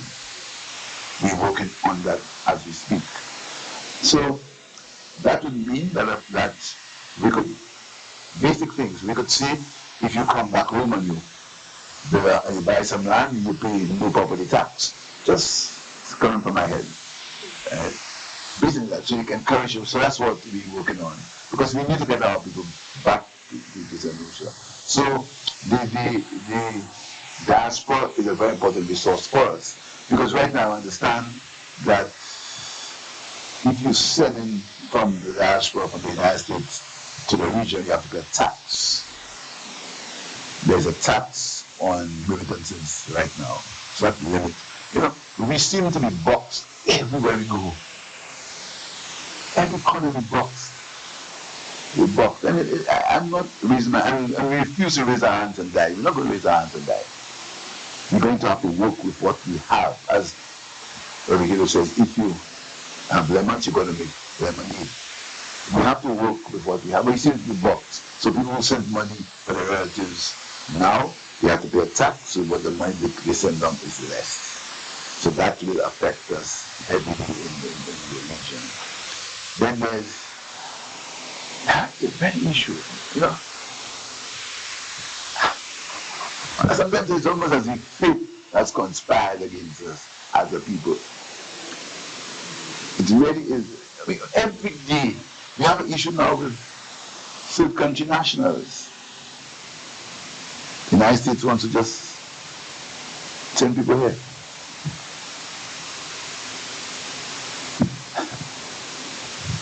Just, it's really,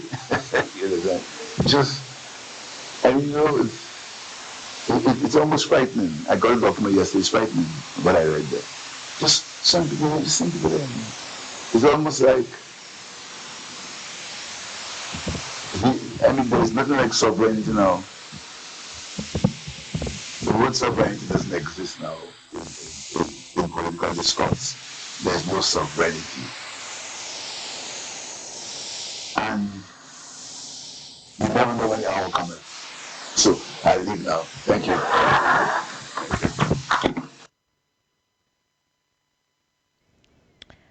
I cannot make it up. Did you hear the Prime Minister? Because for a minute there, I thought that I was listening to Alan Chasney. Because I remember clearly Alan Chasney saying on Meet the Opposition that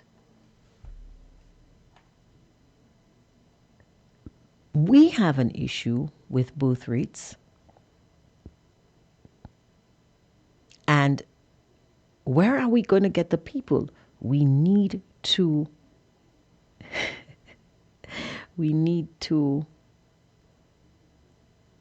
entice the diaspora to come back home.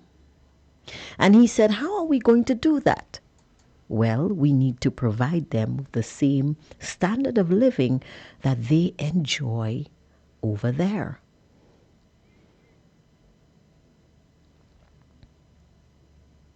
We need to make St. Lucia the best place to live and work.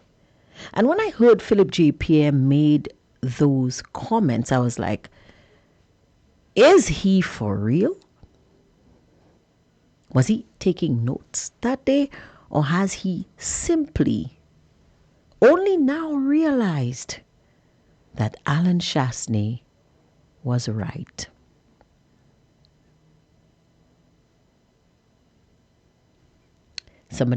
Let's go to the Facebook platform. Somebody says, thank you, Angie, for blocking them. Another one says, we need to stay focused on the issues in St. Lucia. Somebody says, pali, pali, pali, woy. Somebody's just messing with me. I'm not taking the bait. And somebody says, come back home to look at you in your eyes. Peep, you're a madman. Another says, better said than done. Another one says, Angie, it is as you said recently. They want to run your show while walking theirs. Yeah, well, they can't do that because I'm in charge here, not them.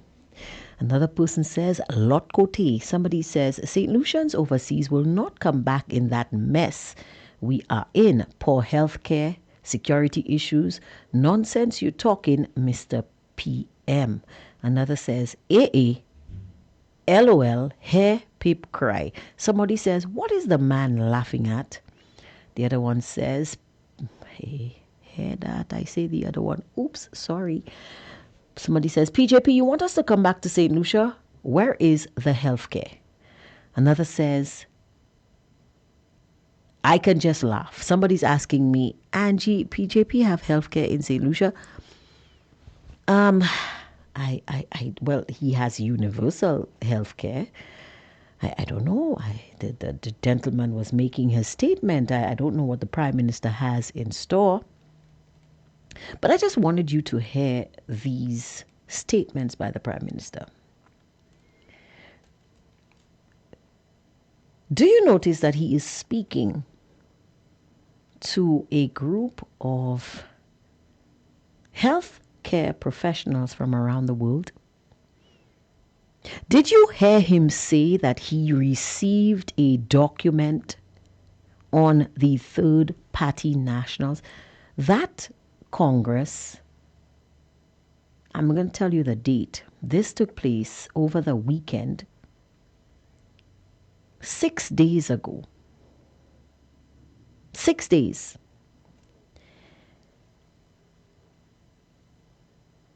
He said that he received a document on the third country nationals the day before, that it was frightening because it seemed as if sovereignty is no longer a word in political discourse.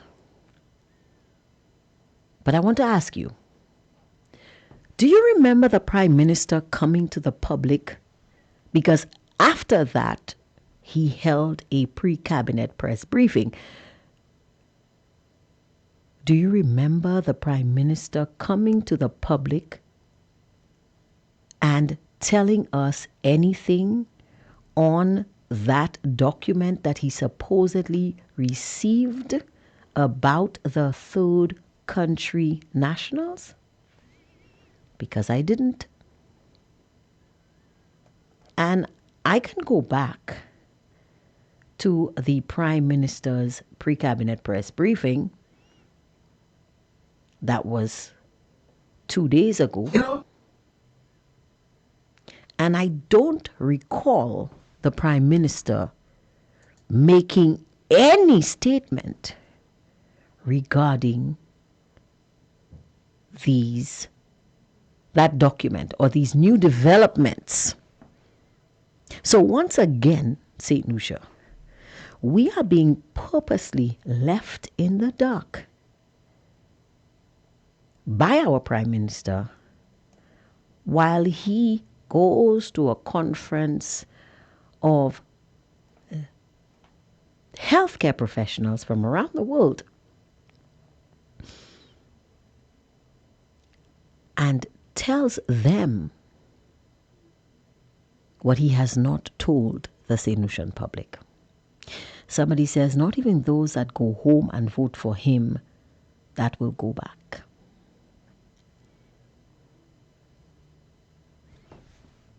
You're listening to Hard Talk here on Fire 107.7 FM. And of course, the number to call if you have a contribution to make on the subject matter at hand, you can access our WhatsApp platform on the number 572-3473. It's also the number for our landline, but I don't know what's going on with Flo. And if you don't believe me, somebody says, when Philip Pierre tell you something, put on your roller skates and run. Another says, and we continue to stay in the dark by these people. So he goes to this conference and he makes it seem as if St. Lucia is in dire need. He said, and I quote, "It seems as if fate is conspiring against us." Now, I don't know about you guys, but when my Prime Minister or the leader of my country goes to represent me at any forum, I don't expect him to be reading from fortune cookies or delivering how do you call it? These things that they tell you about their horoscope, right? I don't expect the Prime Minister to go and address a forum of such learned individuals and be delivering horoscopes because fate is conspiring against us. Mr. Prime Minister, you are supposed to be the gentleman with the plan. Now, if it is that you have come up with a plan, you've instituted the plan, and the plan doesn't work, what we need from you is not pronouncements of fate and destiny. We need you to go back to the drawing board and come up with another plan.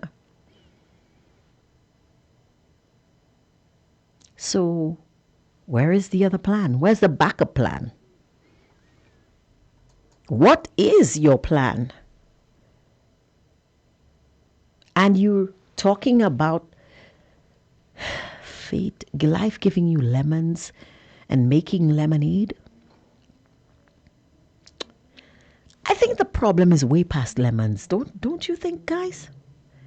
At this point, we have been handed so many lemons that the Prime Minister needs to be making lemonade, lemon ice cream and lemon meringue pie. Because CIP lemons, Cuban Medical Mission lemons, visas to go to the United States, more lemons. Economic growth, lemons. Tourism, lemons. Prime Minister, you should be making lemon custard by now. Lemon custard, lemonade, lemon juice, lemon squash. I don't even, I've run out of things to think. Lemon meringue pie. Because there seems to be lots and lots of lemons, Mr. Prime Minister. And you're talking about lemonade. Lemonade is the tip of the iceberg. You need a plan for tourism, both cruise tourism and airlift. You need a plan to build back our economy because, like the Chamber of Commerce is telling you, from the second, somebody saying lemon drops. Yes, lemon drops, lemon sweets. I don't know what you're doing. Lemon flavored cough syrup because we need something. Somebody saying Uber. Uber is another set of lemons for the taxi drivers, but I'm not really, leave that alone. Let's leave Uber alone for now because I want to know who's running the country. Is it Uber or is it the Prime Minister? Who's running investment here? Is it Uber or is it Dr. Hille? But we'll come back to that. We need plans. Okay?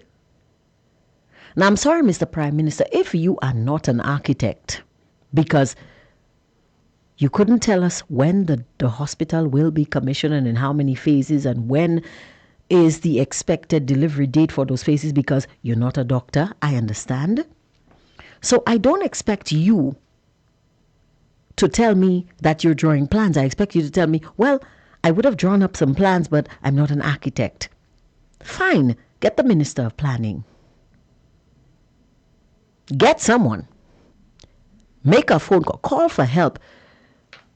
Public consultation. Something. Because you're going to need the lemonade to wet the throat of the people that you need on the ground getting the job done.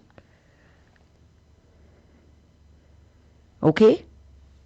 Now, if you haven't figured it out, do something and do it fast before we start sinking in lemons. Because the last thing you want is for all of these lemons to start to rot on your hands. You have CIP lemons, you have GPH lemons, you have economy lemons, you have cruise tourism, cruise arrivals lemons, you have airlift lemons, you have Uber lemons. Do something, Mr. Prime Minister. Do something.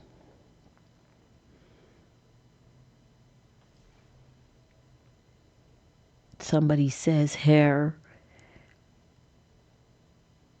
Angie, the mystery man is talking in tongues.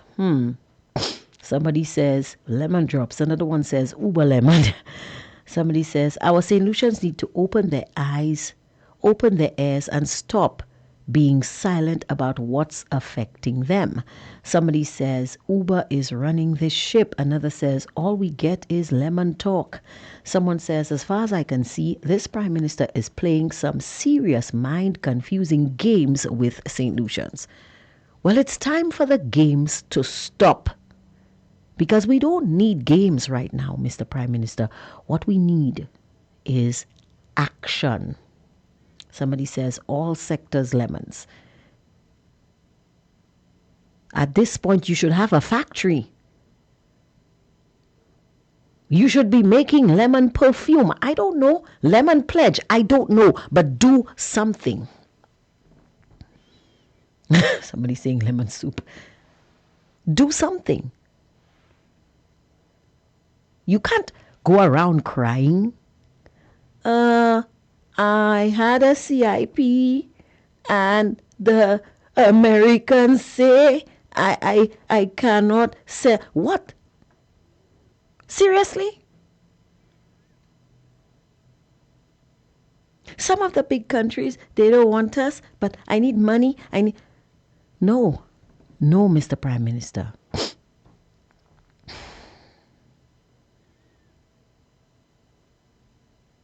I am sick and tired. I am sick and tired of you always telling us what you cannot do. What is it that you actually can do? What can you do? Because you realize you just said to these people, I have hired consultants. I mean, I am about to hire consultants. Which one is it? Which one is it? Have you hired the consultants? Are you about to hire them? Have you put out an advertisement in the paper inviting consultants to apply, and you're expecting applications to come in? Which one is it? And then at the end, you just froze it. But you just said, we're not going to put up our hands and die. This is not the behavior of a prime minister. This is not the behavior of a leader. Donald Trump, in my view, well, as far as I can see, when I listen to Donald Trump, I don't get the impression that he's the brightest crayon in the box. But I've never heard this man go to any forum, whether or not what he is saying makes any sense, he says it with authority. The man said to people during COVID to inject themselves with disinfectant, for crying out loud. And he said it with a straight face. I'm pretty sure there are some citizens who considered it for a minute. Why? Because the man speaks with authority. There you are, throwing up your hands, raising your shoulders. What? What?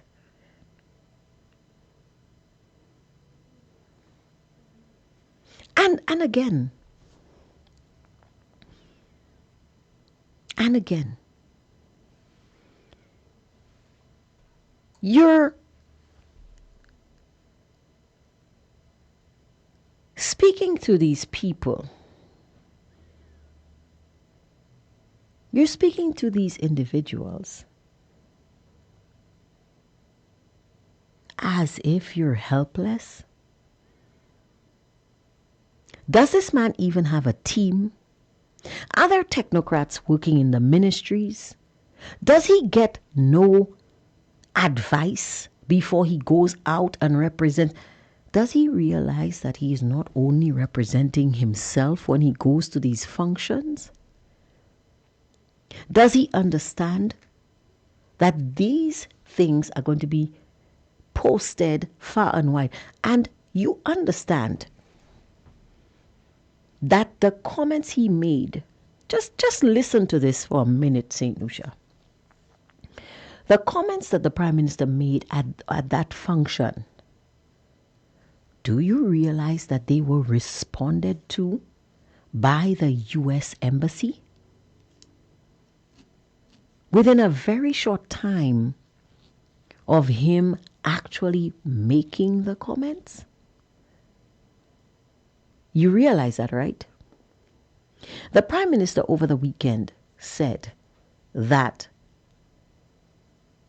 the United States had told him that he can no longer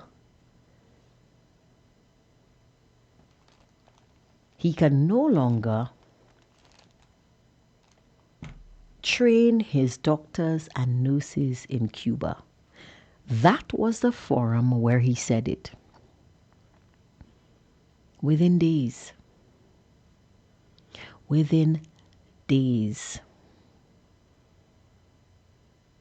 the U.S. Embassy responded.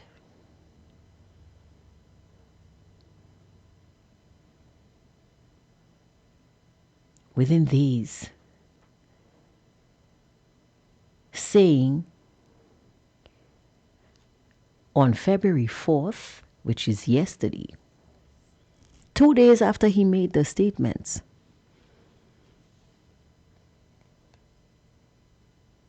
no, I'm saying this wrong, because he made those statements, I think, on January 31st. So 4 days after he made the statement, the U.S. Embassy is saying, the United States has not recently talked to St. Lucia about international education and respects countries' sovereign decisions regarding the education of their citizens. The United States continues to call for an end to exploitation and forced labor in the illegitimate Cuban regime's overseas medical missions program. In your face. So when you believe that you are not being monitored, when you think that you are not being held responsible for your words, when you think that you can simply say whatever it is you want because you are miles away and nobody will know, everything you say, Mr. Prime Minister, everything you say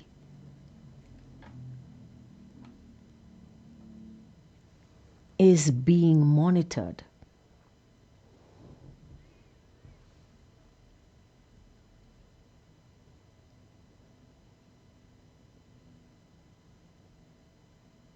And they can hear you.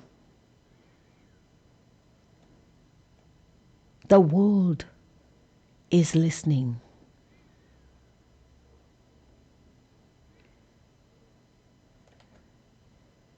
Okay?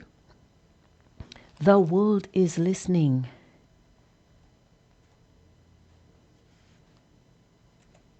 So you believe you could have gone to Harbor Club in St. Lucia, said whatever your little heart desired, said what the U.S. never told you, and none would be the wiser? Really? You realize that Maduro was in his bed and they came for him, right? And Maduro is a bit further south than we are. You realize that, right? I'm just reminding you. So, if they could have taken Maduro out of his bed, surrounded by his army, and I just want to point out, Mr. Prime Minister, we don't have that. We don't have an army in St. Lucia to protect you. I just want to point that out. So, you don't expect that they are listening?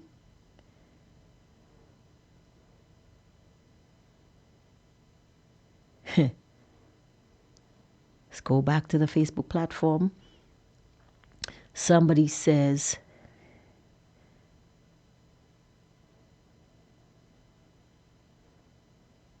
all labors turn moo-moo right now. Another says they put a dose of dumb on them. Somebody else says Philip Pierre is looking for sympathy for those people, just like Kenny Anthony did with the CSA and the teachers when he could not pay them. I really hope Philip J. Pierre has the monies to pay those individuals, especially those that were on their platform saying never, never, never.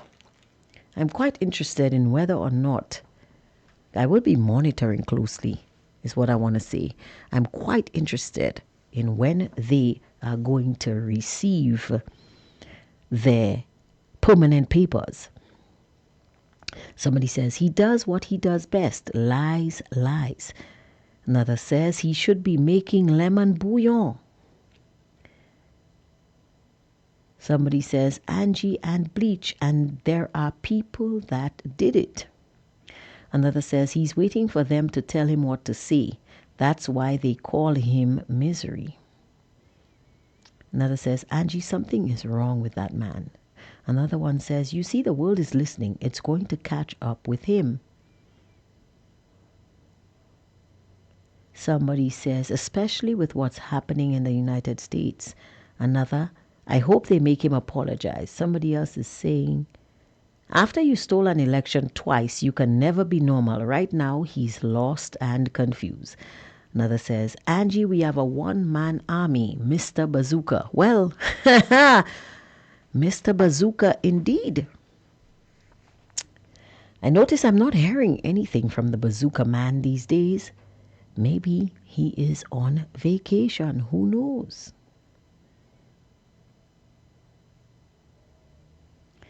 So you see, guys, this is how things are. The Prime Minister expected to simply say whatever he wants,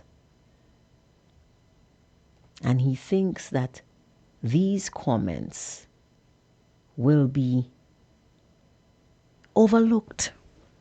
But no. There are eyes and ears everywhere, from here to the United States. And don't you forget it, Mr. Prime Minister. Don't you forget it. Now, I have a comment because I had a conversation today.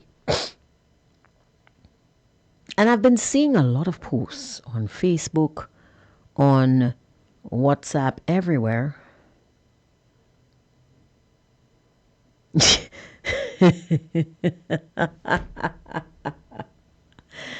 Oh, somebody's making me laugh. You guys need to listen to this comment. So, somebody says, Angie, rating the Prime Minister 10 out of 10 as a TikToker gets you into the office of the Prime Minister. I wonder if that is true. Maybe I should go on TikTok and rate the Prime Minister 10 out of 10 and see what happens. But that's for another show. So let's go back to that comment about the Cuban doctors and the teacher. And our students studying in Cuba. I heard the Prime Minister make a statement regarding that very situation. He said that there are alternatives that are being looked into. He spoke about Nigeria, Belize, Mexico,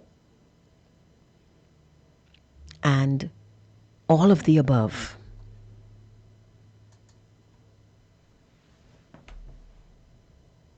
And like the caller said earlier, he is talking about Nigeria. But we all know the inherent dangers with traveling to that part of the globe. I don't know if you guys, how closely you follow news from around the world. But there have been several reports of kidnappings, rapes, and so on and so forth in Nigeria. Students being held to ransom. Christians being massacred.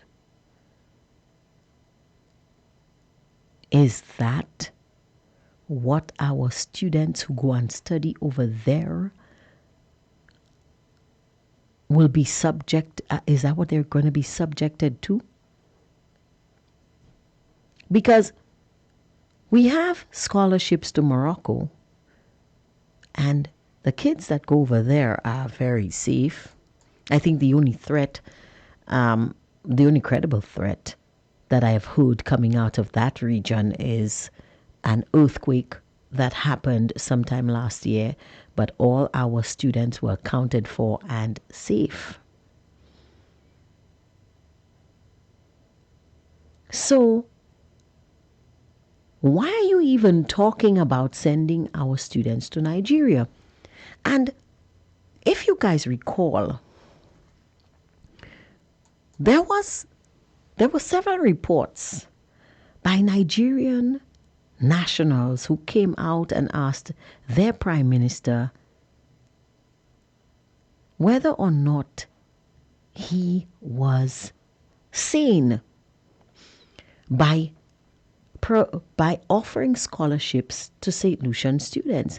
And they asked him, you cannot send your own students to school. Apparently, it had been months since Nigerian students had not been, almost 9 months, at the time that this statement was made, because you recall when the Prime Minister knighted the President of Nigeria. At that moment, at that time, it had been 9 months since Nigerian schools were closed. Teachers had not been paid, and the kids were home. And they were inquiring of their prime minister, why is it, well, the president, why is it that you are offering scholarships to St. Lucian students when you cannot even send your own students to school? You can't pay your own teachers. Do you remember that? And Philip J. Pierre, and again, I am not making this up, Philip J. Pierre stood at the pre-cabinet press briefing earlier this week and said to reporters that, and I quote, the persons who were opposing bilateral ties with Nigeria are hypocrites. And he is speaking about persons, because that is the opposition that I heard, persons who were voicing concerns for the safety of our students over there. And if you recall further, several individuals who had heard about this opportunity and who probably did not know about the inherent dangers, they approached the then Minister of Youth and Sports, now Minister of Education and Youth and Sports, Kenson Kazime, who very subtly said to them, don't go there, they have shocking wire. You remember that? He was very subtle about it, but that's what he meant. I think you should do your research. I think you should find out about the place and what's going on before you apply for this scholarship. So basically, Kenson was saying, don't go there. Don't do it. Run away. Move away from the edge. Because even he, in good conscience, could not bring himself to advise St. Lucian students to put themselves in that kind of danger. Let's go to the Facebook platform. Somebody says the US picking him up like a sack of charcoal, and we will only hear he is on vacation. Somebody is saying in response, you have me cracking up. Another says,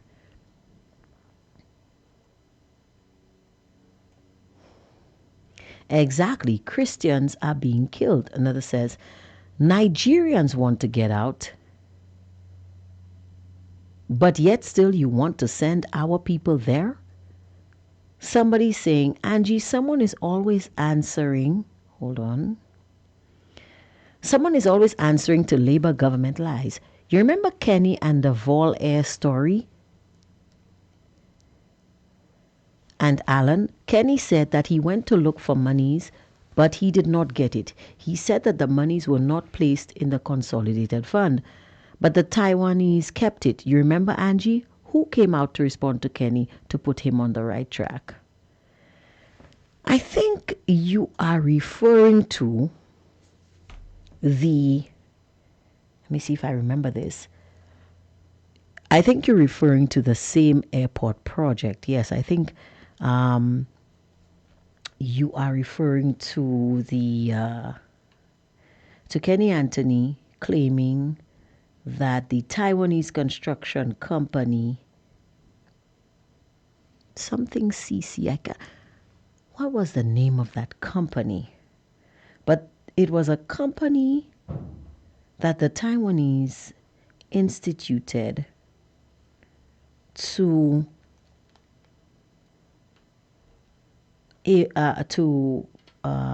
conduct, should I say conduct,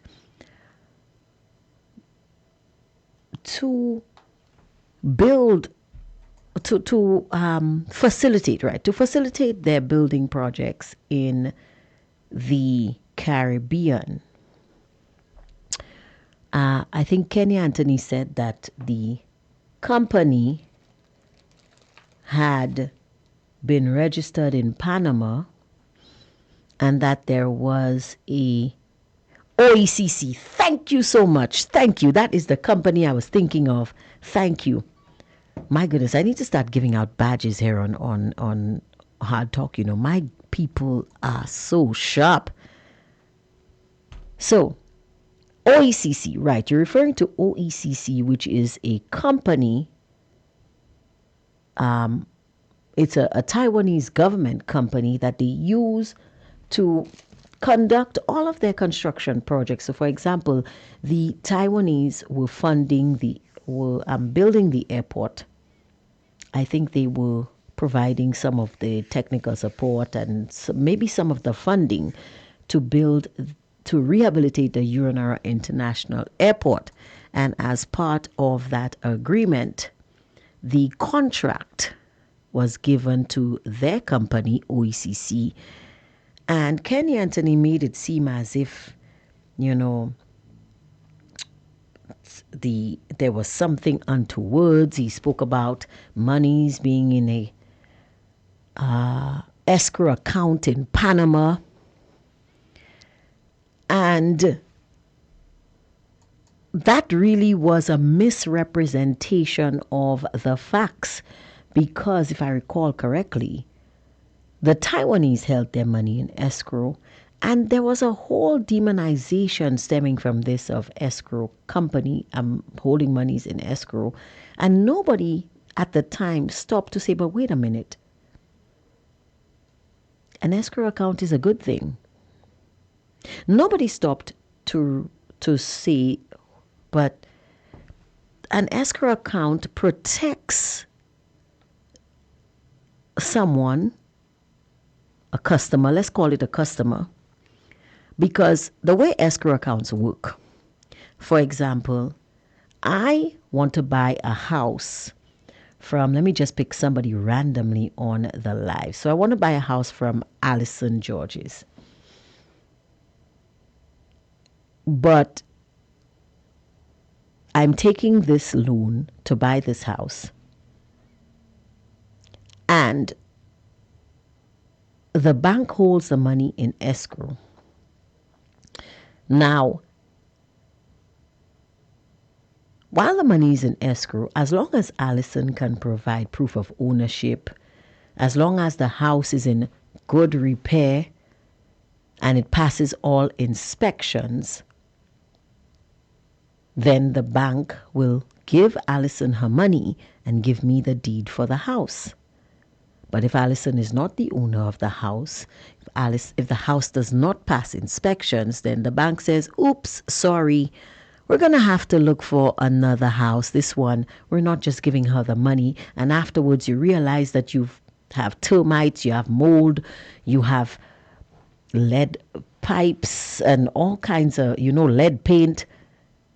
No, they hold the money in escrow. So an escrow account is literally an avenue to protect your money.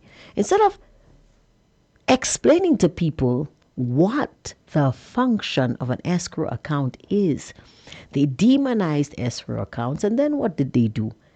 They followed the same pattern and put all of their monies in escrow, because when they went to the Saudis to get the loan for the stadium and the hospital, where did the money go? In an escrow account in Saudi Arabia. And then they just spoke about it as if it was nothing bad. So, like somebody says, when the Labour Party does something,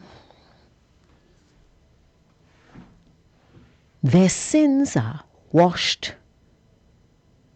No, I'm saying this the wrong way. Let me try that again. So, when the UWP does something, it is wrong. It is always wrong. When the Labour Party does the exact same thing, it is suddenly washed in the blood of the Lamb and made white as snow. And that is hypocrisy, people. That is blatant hypocrisy. Somebody's saying, but Angie, Philip Pierre and Frederick demonized the OECC, and that message was deleted. Okay. But yeah, they did demonize OECC knowing full well, and this is the part that gets me. When I see seemingly intelligent people who should know better, behaving in these ways, it irks me. You know that what you are saying to the public is wrong. You know, like Father Albert said today, half-truths. That's what you are spewing, half-truths. And you know that you are leading public opinion. Well, misleading. Let me get it right. Misleading public opinion. But you do it anyway, simply for politics. Why? Why would you do this? Why would you engage in that kind of behavior? For political gain? Because the truth is uncomfortable? Because you have your own agenda? This behavior, St. Lucia, cannot be right. And it should not be tolerated by the public.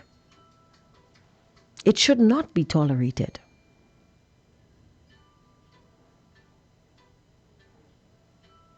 And you guys, you, the electorate, you, the people, you should denounce this behavior by these individuals in high office. These individuals who are doing this purposely. This is a conscious choice. These are not people who are misspeaking. These are not people who are making mistakes. These are people who are choosing, making a conscious decision to deceive people in St. Lucia. Now, guys, I'm going to have to cut this session short because I got to go. I know I didn't tell you that I was going to cut it short today. Well, my time is up to 4 o'clock. And normally I stay until 5 o'clock to accommodate my listeners. But today I really got to go. I got something to do and I got to do it before 5 o'clock. Thank you guys for joining me. Of course, we're going to be back here tomorrow with more hard talk. And hopefully the internet issue on our next to our tower site will be resolved by then. And you guys are going to be able to join the broadcast from the radio. Until then, use the link. If you don't have it, drop me a line on our WhatsApp platform 572-3473 and I will send the link to you. Join us on the Facebook platform and I will be back tomorrow at 12 p.m. with the news. Unfortunately, Dr. Secret is out sick and he could not be with us here today. Hopefully he will be well enough to resume his duties tomorrow. And those new people that I was telling you about will be joining us as soon as possible. So thank you guys for listening. Thank you for joining. Have a wonderful day. Get home safe if you're not there already. And continue to examine the issues that matter. Bye bye. Some musical shock.